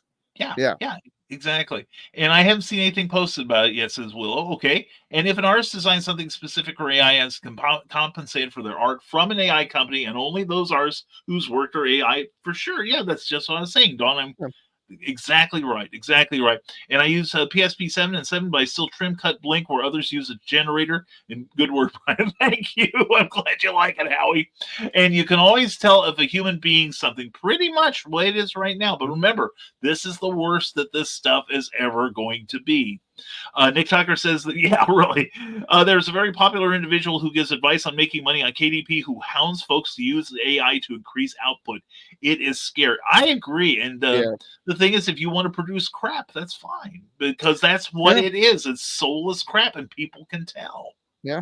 So, and now, Rob Liefeld, he is Mr. 501 to all of us, and he. The thing is, he doesn't. I don't think he uses AI, but at No, least his stuff is it is original. It is his style. yeah. I will I mean, give him that. terrible feet and 1,000 pockets, all of it. Yeah, I and mean, no ankles and yeah. chests like you can stack drinks on, and maybe monkeys. Yeah, I use monkeys in all my writing. I have that infinite number of monkeys and the infinite number of typewriters. I'm Shakespeare. And like, I don't know. Like, I'm not gonna come to Rob Liefeld's defense. I don't really feel one way or another towards the man. I really don't. Like, Yeah. I've heard from 1,000 people that he's a jerk. I've heard from 1,000 people that he's awesome. That's what I hear. This is but going about 50-50 these days. yeah, and Dan, I stay don't know. safe, brother. Yeah, and yeah, I think whatever you like, you like. Yeah, And yeah. and you know, I think people like to give him a lot of crap, and I think we should just chill out. Quite I frankly. agree. I Yeah, agree. There's a lot. There are bigger targets to be had. absolutely. Nick Tucker says AI makes me think of the rules for spotting the fake. Count the fingers. Yes, yes. Yes. Yeah, Oh, 6 that's fingers funny. that bend backwards. They either are AI or they need an exorcism. And there he is, Rick Bulow going, hello, Rodman, looking cute as always. Yes. Oh, baby. And I love what you said about machines taking away the humanity. 6 with Mr. Roboto said, machines dehumanize. I will never surrender my free will, free choice with humanity vulnerability. Just what an android would say, Andy. But anyway, going on. Homage, there's that word again. That's the nice word for it. Theft, I believe, is the other one. I better not find out it's an insult. No, well, not when I use it to you, darling. They're referencing Memoirs of the Morbid. Okay. Yeah. Okay. Well, there is something dangerous about the appeal of the shortcut, says Nick Tucker, that comes without morality. It has some problematic spiritualistic implications as well. And you'll never find out, Carl. You'll never learn. And all the sci authors warned of that. Nicholas Tucker and Mary Shelley's Frankenstein warned all about much too fast, no responsibility, reach exceeding the grasp. That's what the novel Frankenstein, that's why I like it. And boo, Brian, boo. Probably me. Either that or he's trying to scare us. I'm not sure which. Could be. Maybe it's Halloween. He knows something we don't. And okay, I'm seeing more of what all AI is doing for the time being before it infiltrates more areas over time. At least now we at least are told that it's being done. You know, like when you go to a search engine, a lot of them will give you the option of turning off the AI right now. But there may come a time when it won't. Yeah. And that's what I was kind of getting at, BKM. That's me. If 60 artists were asked to submit a drawing of hands with the knowledge that they were going to be used for AI, and the human artists were financially compensated, yeah, exactly. And the only ones who couldn't draw the hands would be Bob Kane. But anyway, and Sarah says Da Vinci surgery is used as a tool and not considered AI. I think I'm grasping it better now. A lot of musicians use AI. All the instruments that don't actually exist, not necessarily. We think of AI as the brain behind it, and a suggestible one at that. You can program a keyboard to sound like a chord organ or a guitar or a saxophone. I've got a keyboard in the corner, which I told myself I learned how to play about 10 years ago, that can emulate many instruments, a saxophone, a flute. You can even get filters for a guitar that do the same thing. But the fact is, like with a guitar or something like that, I am the one who plays it. Or if I have a keyboard, I'm the one who pushes the keys. You can also get programs where you can like put the keys in, put the notes in and not necessarily have to play it. But there's still a human intellect guiding it, and that's what the AI is kind of. If at best it is the middleman that tells the machine making the music, as John Fox of Ultravox used to talk about, it is talking to the machines, and we talk to the AI. It's when the AI is told, make music, I want it in this style, go. That's the problem. That is the problem. And I have heard many things on YouTube where somebody will take a Beatles song, for instance, and say, okay, the title is And Your Bird Can Sing. Do a new version of it. And that's not creative. That's just it's like winding up a toy and watching it go and watching it walk it's laziness, really. It's laziness. Laziness and a lack of talent.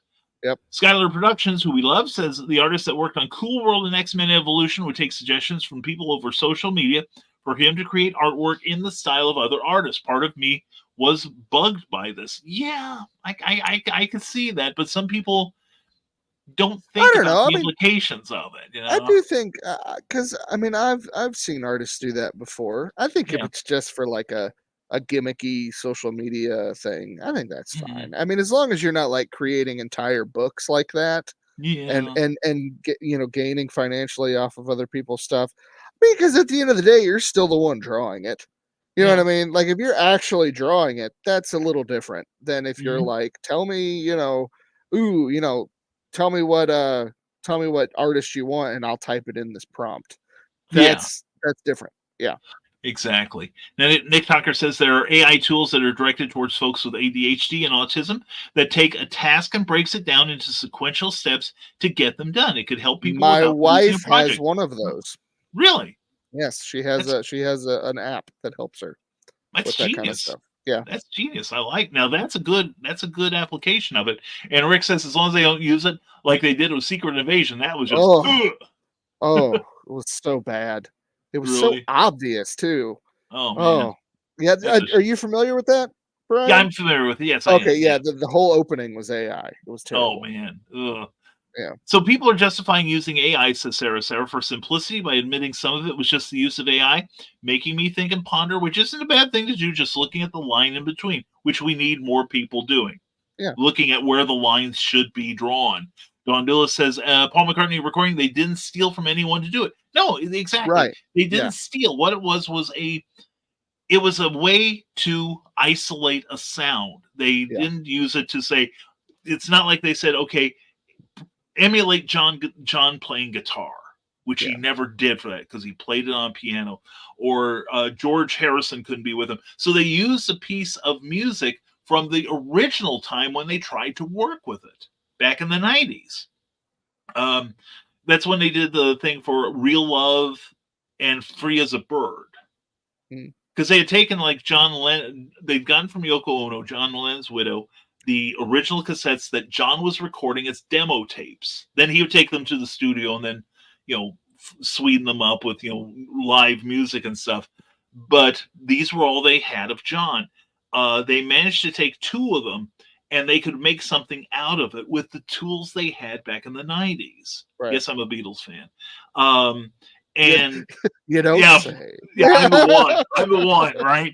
But now that they had AI, McCartney took it and said, okay, take out the sound of the cat meowing in the background, take out the sound of dinner being made, take out the stuff outside the window, and just now put a little more treble in it for John's Yeah. voice, etc., etc.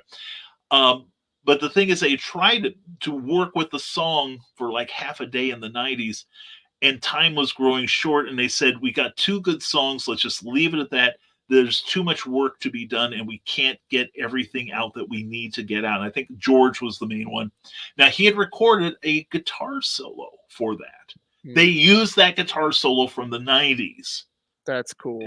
As part of the thing. And then they had McCartney come in and play other instruments to fill out the sound, and Ringo was called in to play the drums. So it is a Beatles song.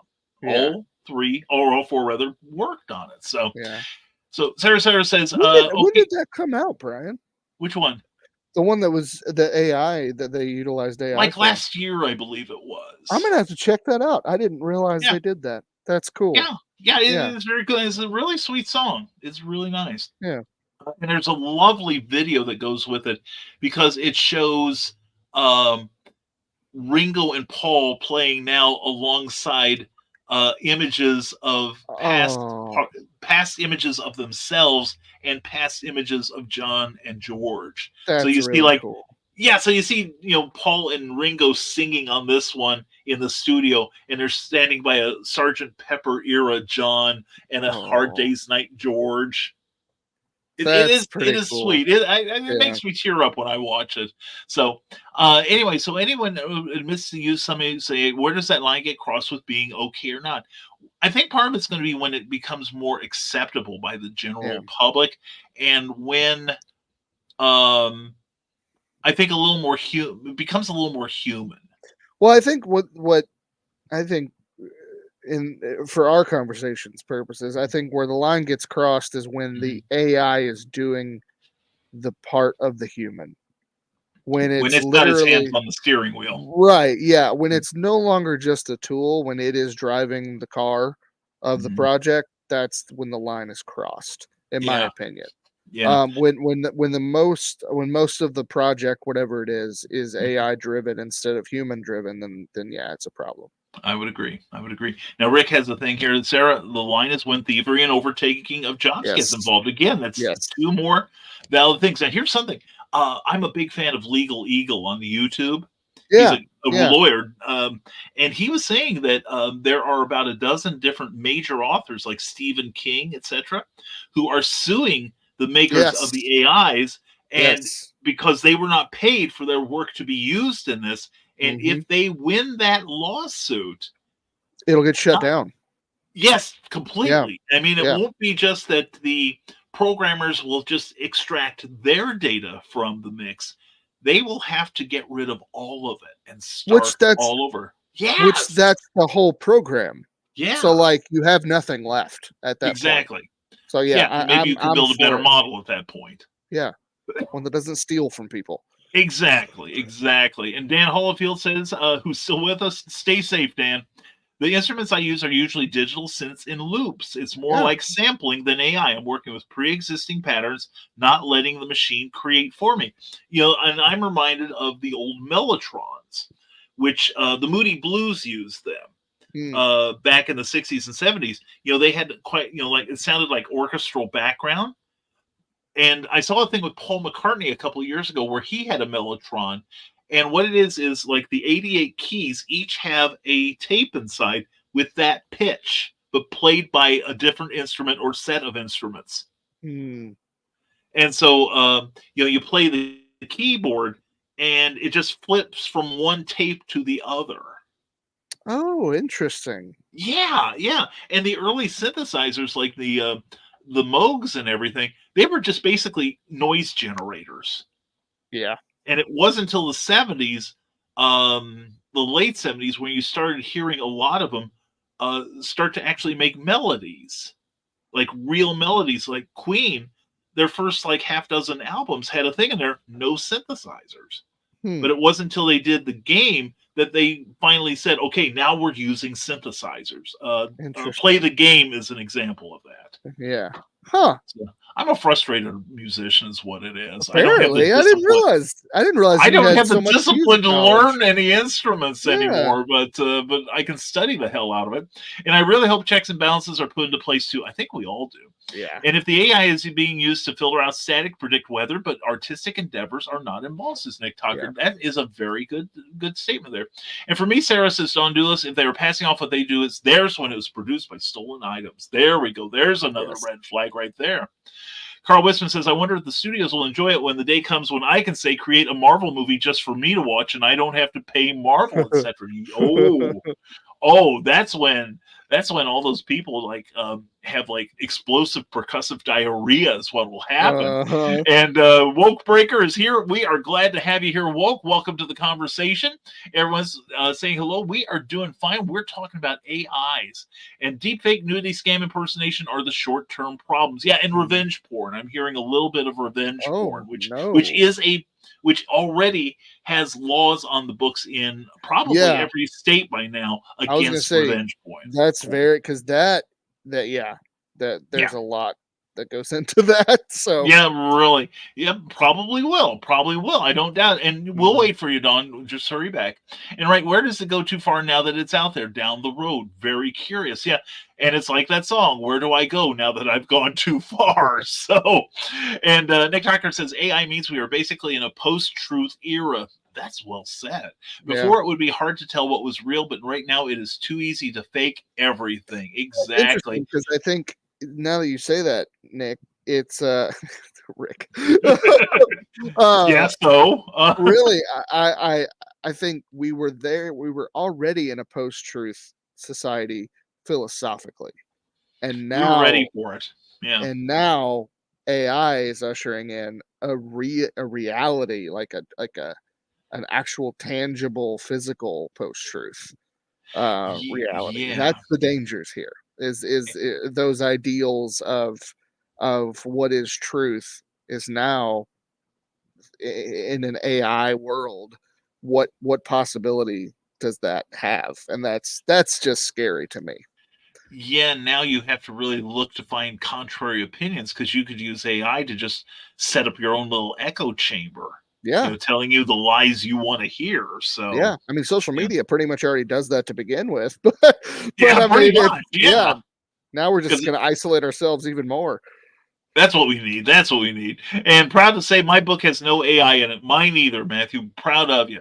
And I did use AI to write the blurb. Nothing wrong with that. Although I I don't got a think so. buddy who claims that the big two comic book publishers are using AI to write their comic scripts now. I wouldn't be And surprised. I Anything can out of almost those see two, it. I wouldn't be surprised at all. Yeah, same Yeah. here. On point, Rodman Rabbit says, Sarah, mwah, I don't trust people either. She's encountered me, so I understand. They can hide in plain sight and can do things in the dark web. I see where you're worrying about the art after all these years you've put into your craft, and then someone with no experience pulls something out of their backside that looks just as good. Insulting. I agree. And Star Trek Replicator, I'm Gordon Ramsay now. Well, if you join Nick in the Taco Bell, he's ordering right now. You could be a chef just like him. And people, there should be a law against those. I agree. They do nothing but screw things up, I'm telling you. Oh, Carl, that's hilarious.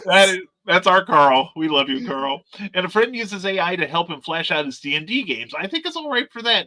Well, Rad Publishing, I could see a use for that. And yes, the good advances are amazing to think about. Those who take it completely in a sideways, sleight of hand, slimy way, not so much. And I was born with a learning disability. Yes, and that's the sort of thing that an AI could be properly used to help someone like you, if that's what you needed. But it's the black hat players we've always got to worry about. I'm concerned about the future of the job market with AI doing so much instead. Sarah, there will never be a time when people at the ground level, like Brian, like you, have personal skills that can be used to make a living. And even in the artistic field, people do. There are a very small percentage of them make a living at this. We will not go away. The handcrafters, the people who lovingly work on products, we will be here forever. I promise you that. And Rick Bradley says, I've been seeing a lot of profile pictures from porn bots on Twitter lately. Oh really? Have you? Yeah. Which is kind of appropriate when you think about it. It's funny. I've said this. I've posted this before, but I really do believe, like, the guys who are like friends with those porn bots. Good grief, Brian. Yeah. I really think they would have fell for Bugs Bunny and drag. I totally. Don't king. We're not here to king shame. We're here to judge. And you can't live 1,000 books per week. I know. I'm pathetic. The problem is there's just too much red sun radiation where I live. And Kelly Austin says, when the robot armies of destruction rise up to enslave us, please remember this girl resistance leader only accepts cash during the apocalypse. Excellent. If that doesn't work its way into one of your stories, Kelly, I'll be very disappointed. That is excellent. That is awesome. And Dan Hallfield says, I used to drive to and from work each day past the Luminous Processes factory building. There you go. Largest radioactive cleanup site in Georgia. There was a gas station there. Now there's a McDonald's there. That's ominous right there. Uh-oh. Well, I used to live... greenest people, everyone. There we go. You'll always know where Dan is, especially in the dark. But no, I used to live near in fact, I still live like about 45 minutes from Newport, Indiana, which used to be an army base there that was the world's largest repository of nerve gases. Oh, that explains so much. It does, doesn't it? It explains so much. I don't have an excuse like that. I don't know what's wrong with me. I need to come up with something good like that. Yeah.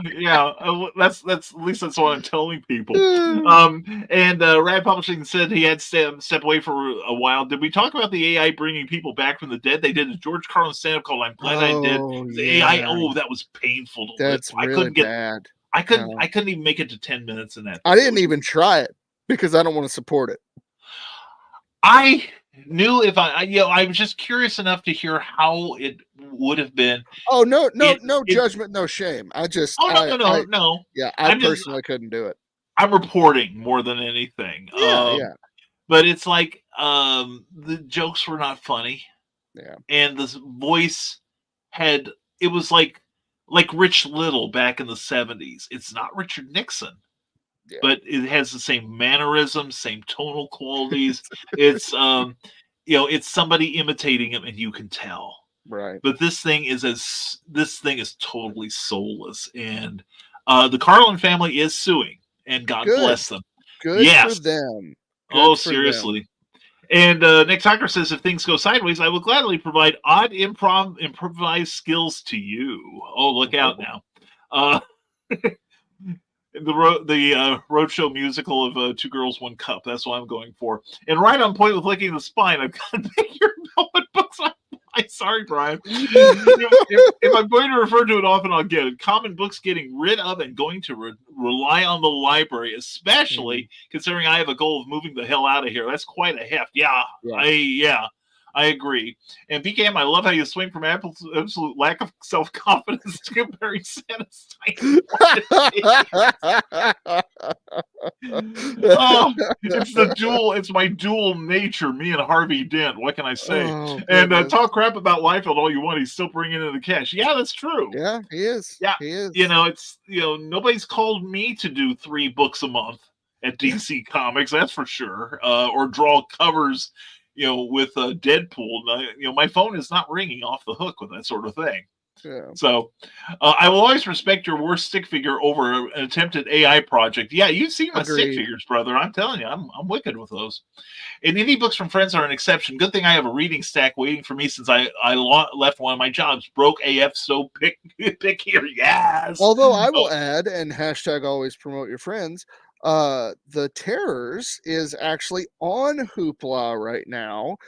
You can get it for free, and if you get it on Hoopla, read it past 20% of the book. I think so. Brian gets paid. So that is honestly, and that's through Giraffe to Digital. And I think we should do an episode about Giraffe to Digital, honestly. It'll be a 90-minute love letter for me. I think that would be really good. Really, it could just be a Q&A with me and you, because I'll just ask you all the questions for my upcoming publishing. Fair enough. And also, comic book creators, tune into that episode. I've got advice for you. That's what I'm saying. Is like with indie creators, there's now a way to get into a library, for a international library. That's a great way to do that for your fans who they don't have enough money to support you, and you still get a little bit of cash from their reading experience. So I think that's great. I do too, and I'm really delighted to be a part of it. And I agree, we should talk about the alternatives to Amazon. Yeah, I think that'd be a good episode. Call them Legion, for they are many, and they do a lot more than Amazon can right now. But yeah, I'm international. Like Sanderstein, I've sold that book honestly in 8 different countries, not just the U.S. and Canada, but all over Europe and all over Asia. And I can tell you all, I have been out of America. I've been out of this country a total of 120 minutes. And that was when I was engaged, and Cookie took me to the Canadian side of Niagara Falls. Oh, that's funny. Yeah, that's my sum total of foreign experience. So, but I'm selling books in Great Britain, for instance, or France or Germany, or countries where English is not the primary language. And I have never been out of the country. And Memoirs of an Angel is in libraries in Germany and classrooms in Turkey. Oh, nice. Yeah, it's being taught in a classroom in Turkey right now. Really? Yes, it is pretty. It's all about it's my buddy. He is a teacher over there, and he snatched up 20 copies of the graphic novel, and used it in his humanities class over there and is teaching it. It's really, I'm very humbled by it because in no way should you ever use that to teach a class, but but he is. So and because a part of it, I mean, over there, obviously, it's not America, so he's using it to teach on American comics and what you can do as an indie publisher. So yeah, very humbled, but it's really cool. Because of digital means, we are all over the country, all over the world as well, with Nebulizer and Memoirs of an Angel. Nice. So yeah, digital is awesome. I love it. Yeah, and also, like I say, these cheaters here, you can adjust the copy size on books, and you can adjust the volume, and you can. All my comics that I read on Hoopla are in mint condition. Exactly. Yeah, Yes. so I understand, and I still prefer the physical copy, but there's a lot to be said for the digital anyway. For sure. And I have scared Rick with Brian's practice saying my last name. That was spot on correct. Now watch me not remember how to do it. I was gonna say, how did you say it? Because as Bulow, I thought. Is that it? Rick, if I hope you're that's still it. watching. I hope so. Yeah, or I've all right. regressed. And the musician is the brain behind the instruments. It makes total sense. Thanks for the clarification. You nailed it. You nailed it, Sarah. Excellent. And yep, the only way to find out the answer is to ask. Thanks so much. Well, that's how we all learn. We can ask, and and we learn from you too. Thank you, Sarah, for that. Unless you have telepathy, and then you don't have to ask. And if you're roaming around with my mind, oh my God, you're just begging for trouble. And Sarah, if you are that tight and run out, hit me up. I can hook you up digitally at worst. And I have lots to read, says Sarah, but it's insanely tight. I've been selling comics and books to make ends meet, but I can also sell plasma. Thanks for the offer, Nick. Love reading material. Well, Sarah, I guarantee in about 2 weeks, you're going to walk away with a little bit more. I promise you. A little bit more plasma? Yeah, a little more plasma. Yeah, we're going out at midnight. It's a college town. What the hell? Hey, there we go. And she asks, is AI where Alexa is going with Amazon? So many things that just do what you ask no matter where you are.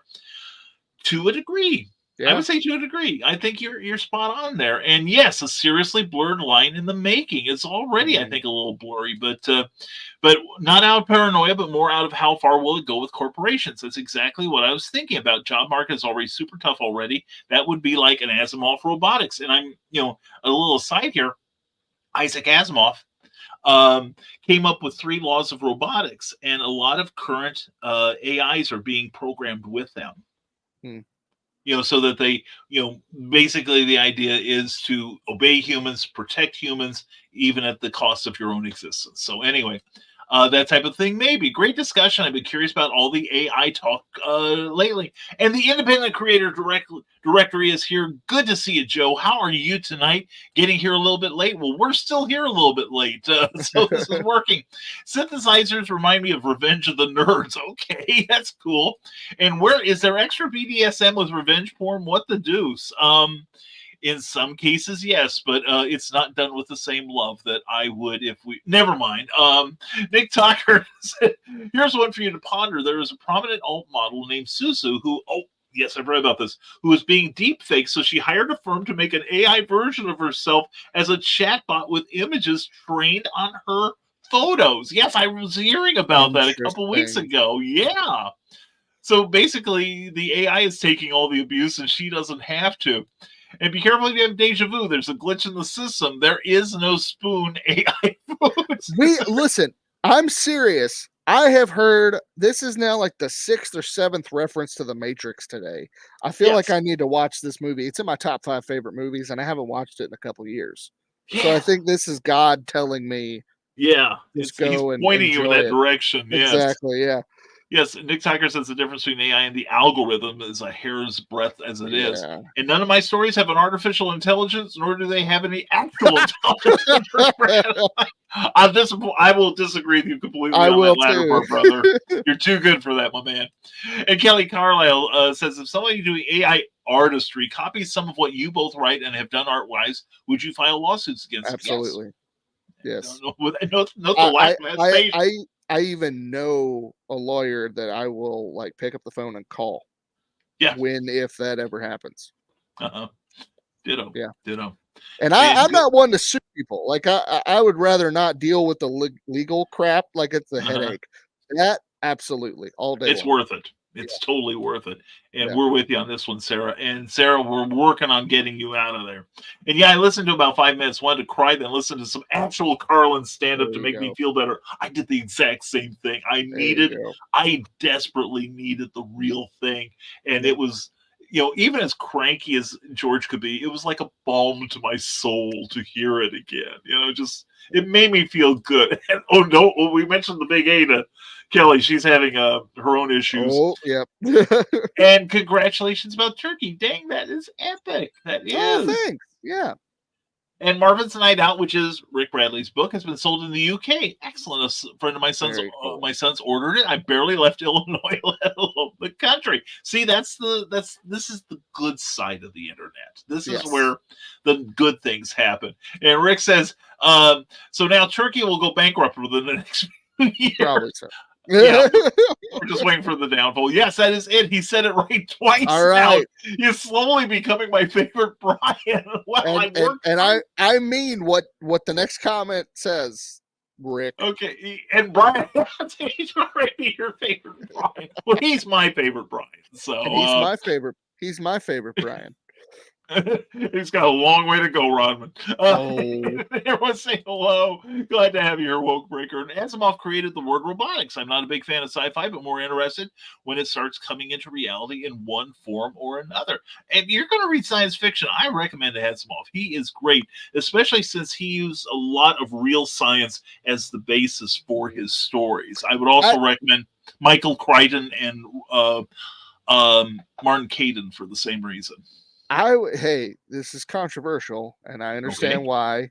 And so if I get a negative kickback, it's fine. Right. But L. Ron Hubbard was amazing at fiction. Yes. He started one of the most awful things in the world, Scientology. But but before that, he was a great sci-fi pulp author. And I have enjoyed his books. And then mourned at I didn't buy them because I don't want to support that crap. But yeah, no, he's also a really good science fiction author to read. Yeah, I have no problem with reading his old stuff. It's that stuff he's done since the 60s. That one book.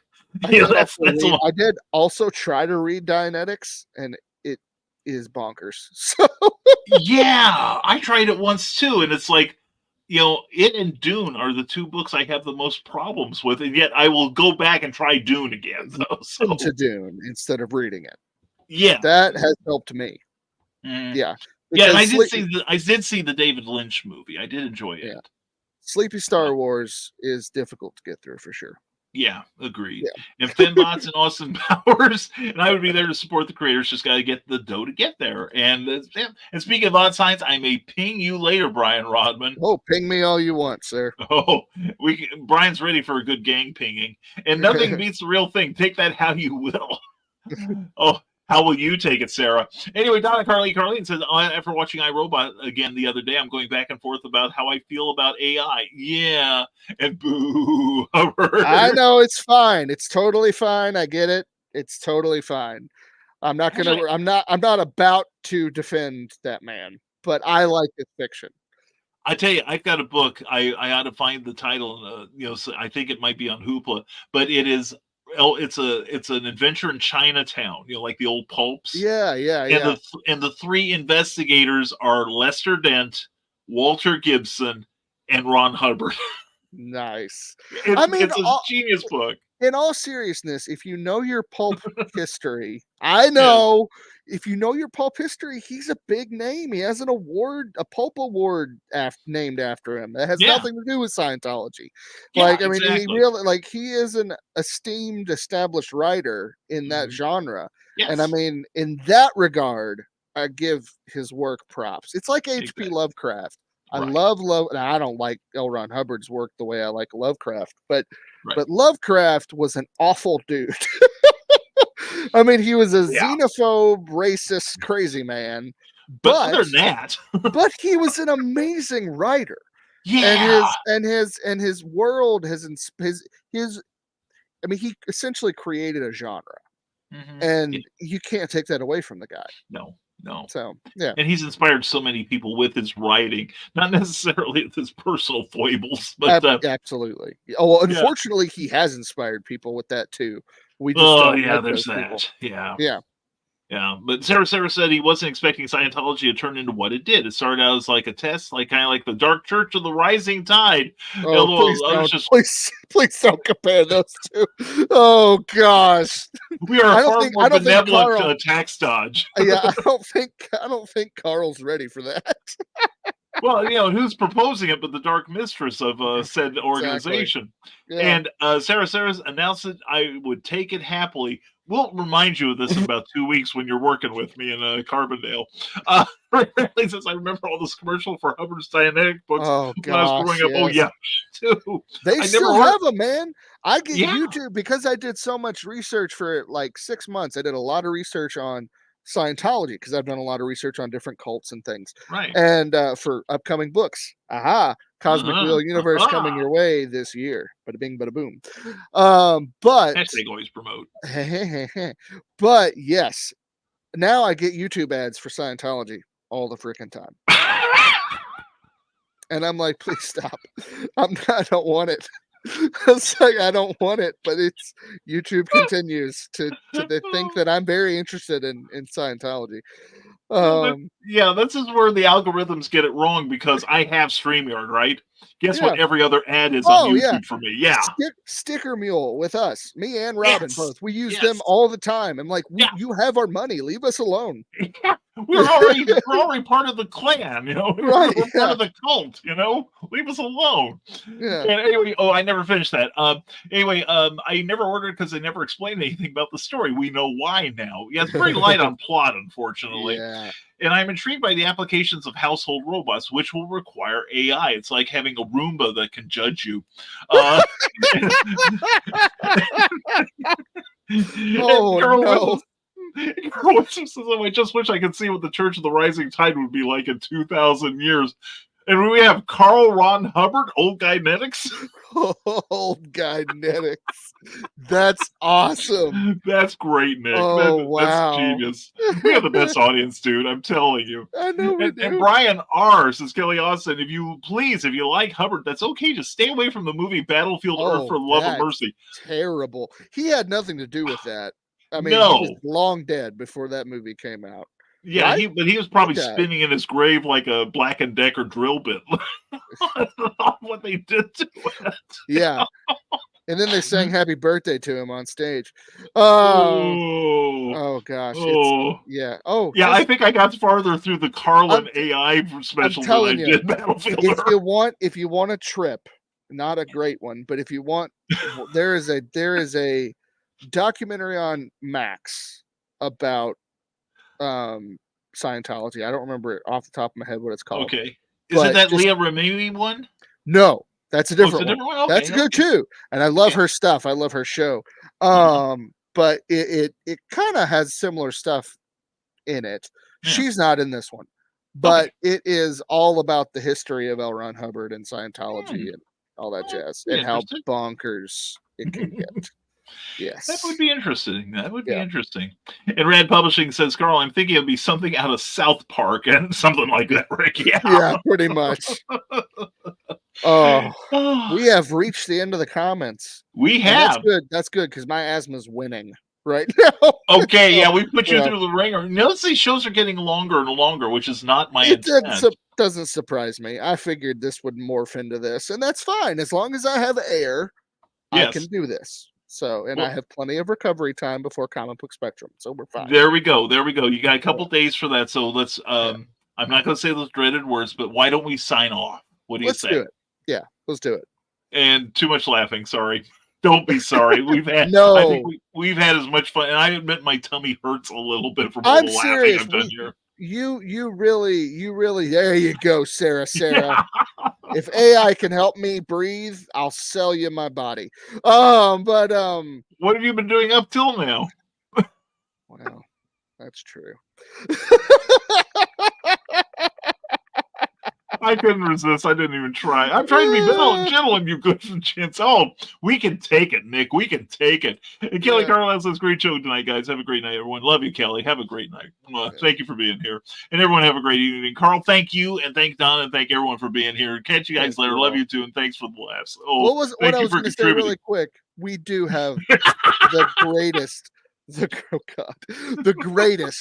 audience. You guys are great. We really do. And I can't wait to come back in 2 weeks and hang out with you all.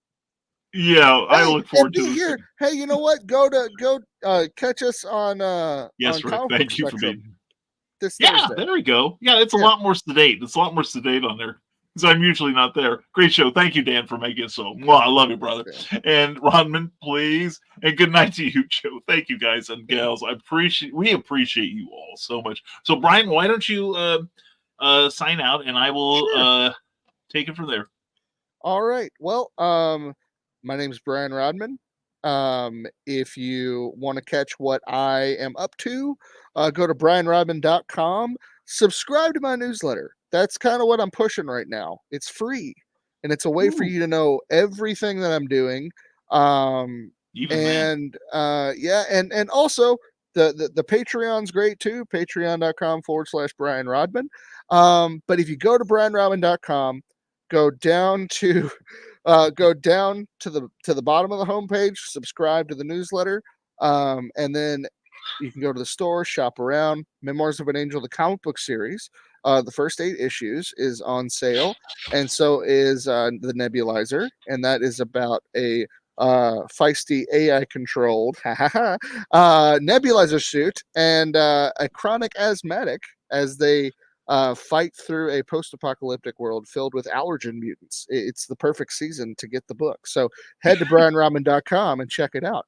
Otherwise, you can see me on Comic Book Spectrum on Thursday. And this has been a lot of fun. Thank you all very, very much. I'll see you next time. All right.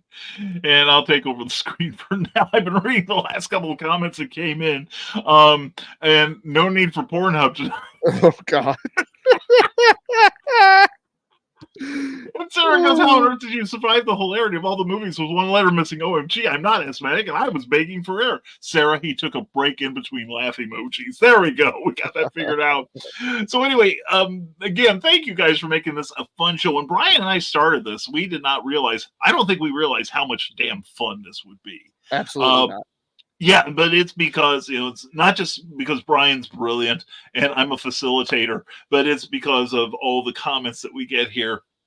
You guys crack us up, and yet you all make great points, and that is what makes this show work so damn well. But anyway, the person who doesn't make it work is Brian K. Morris. Hi, that's me. I'm a writer, publisher, editor, broadcaster, and former mortician's assistant. And if you want to keep up on the stuff that I'm up to and probably have to apologize for later, go to risingtide.pub and you can sign up for my free, I do it free too, monthly insider information thing. We don't call it a newsletter.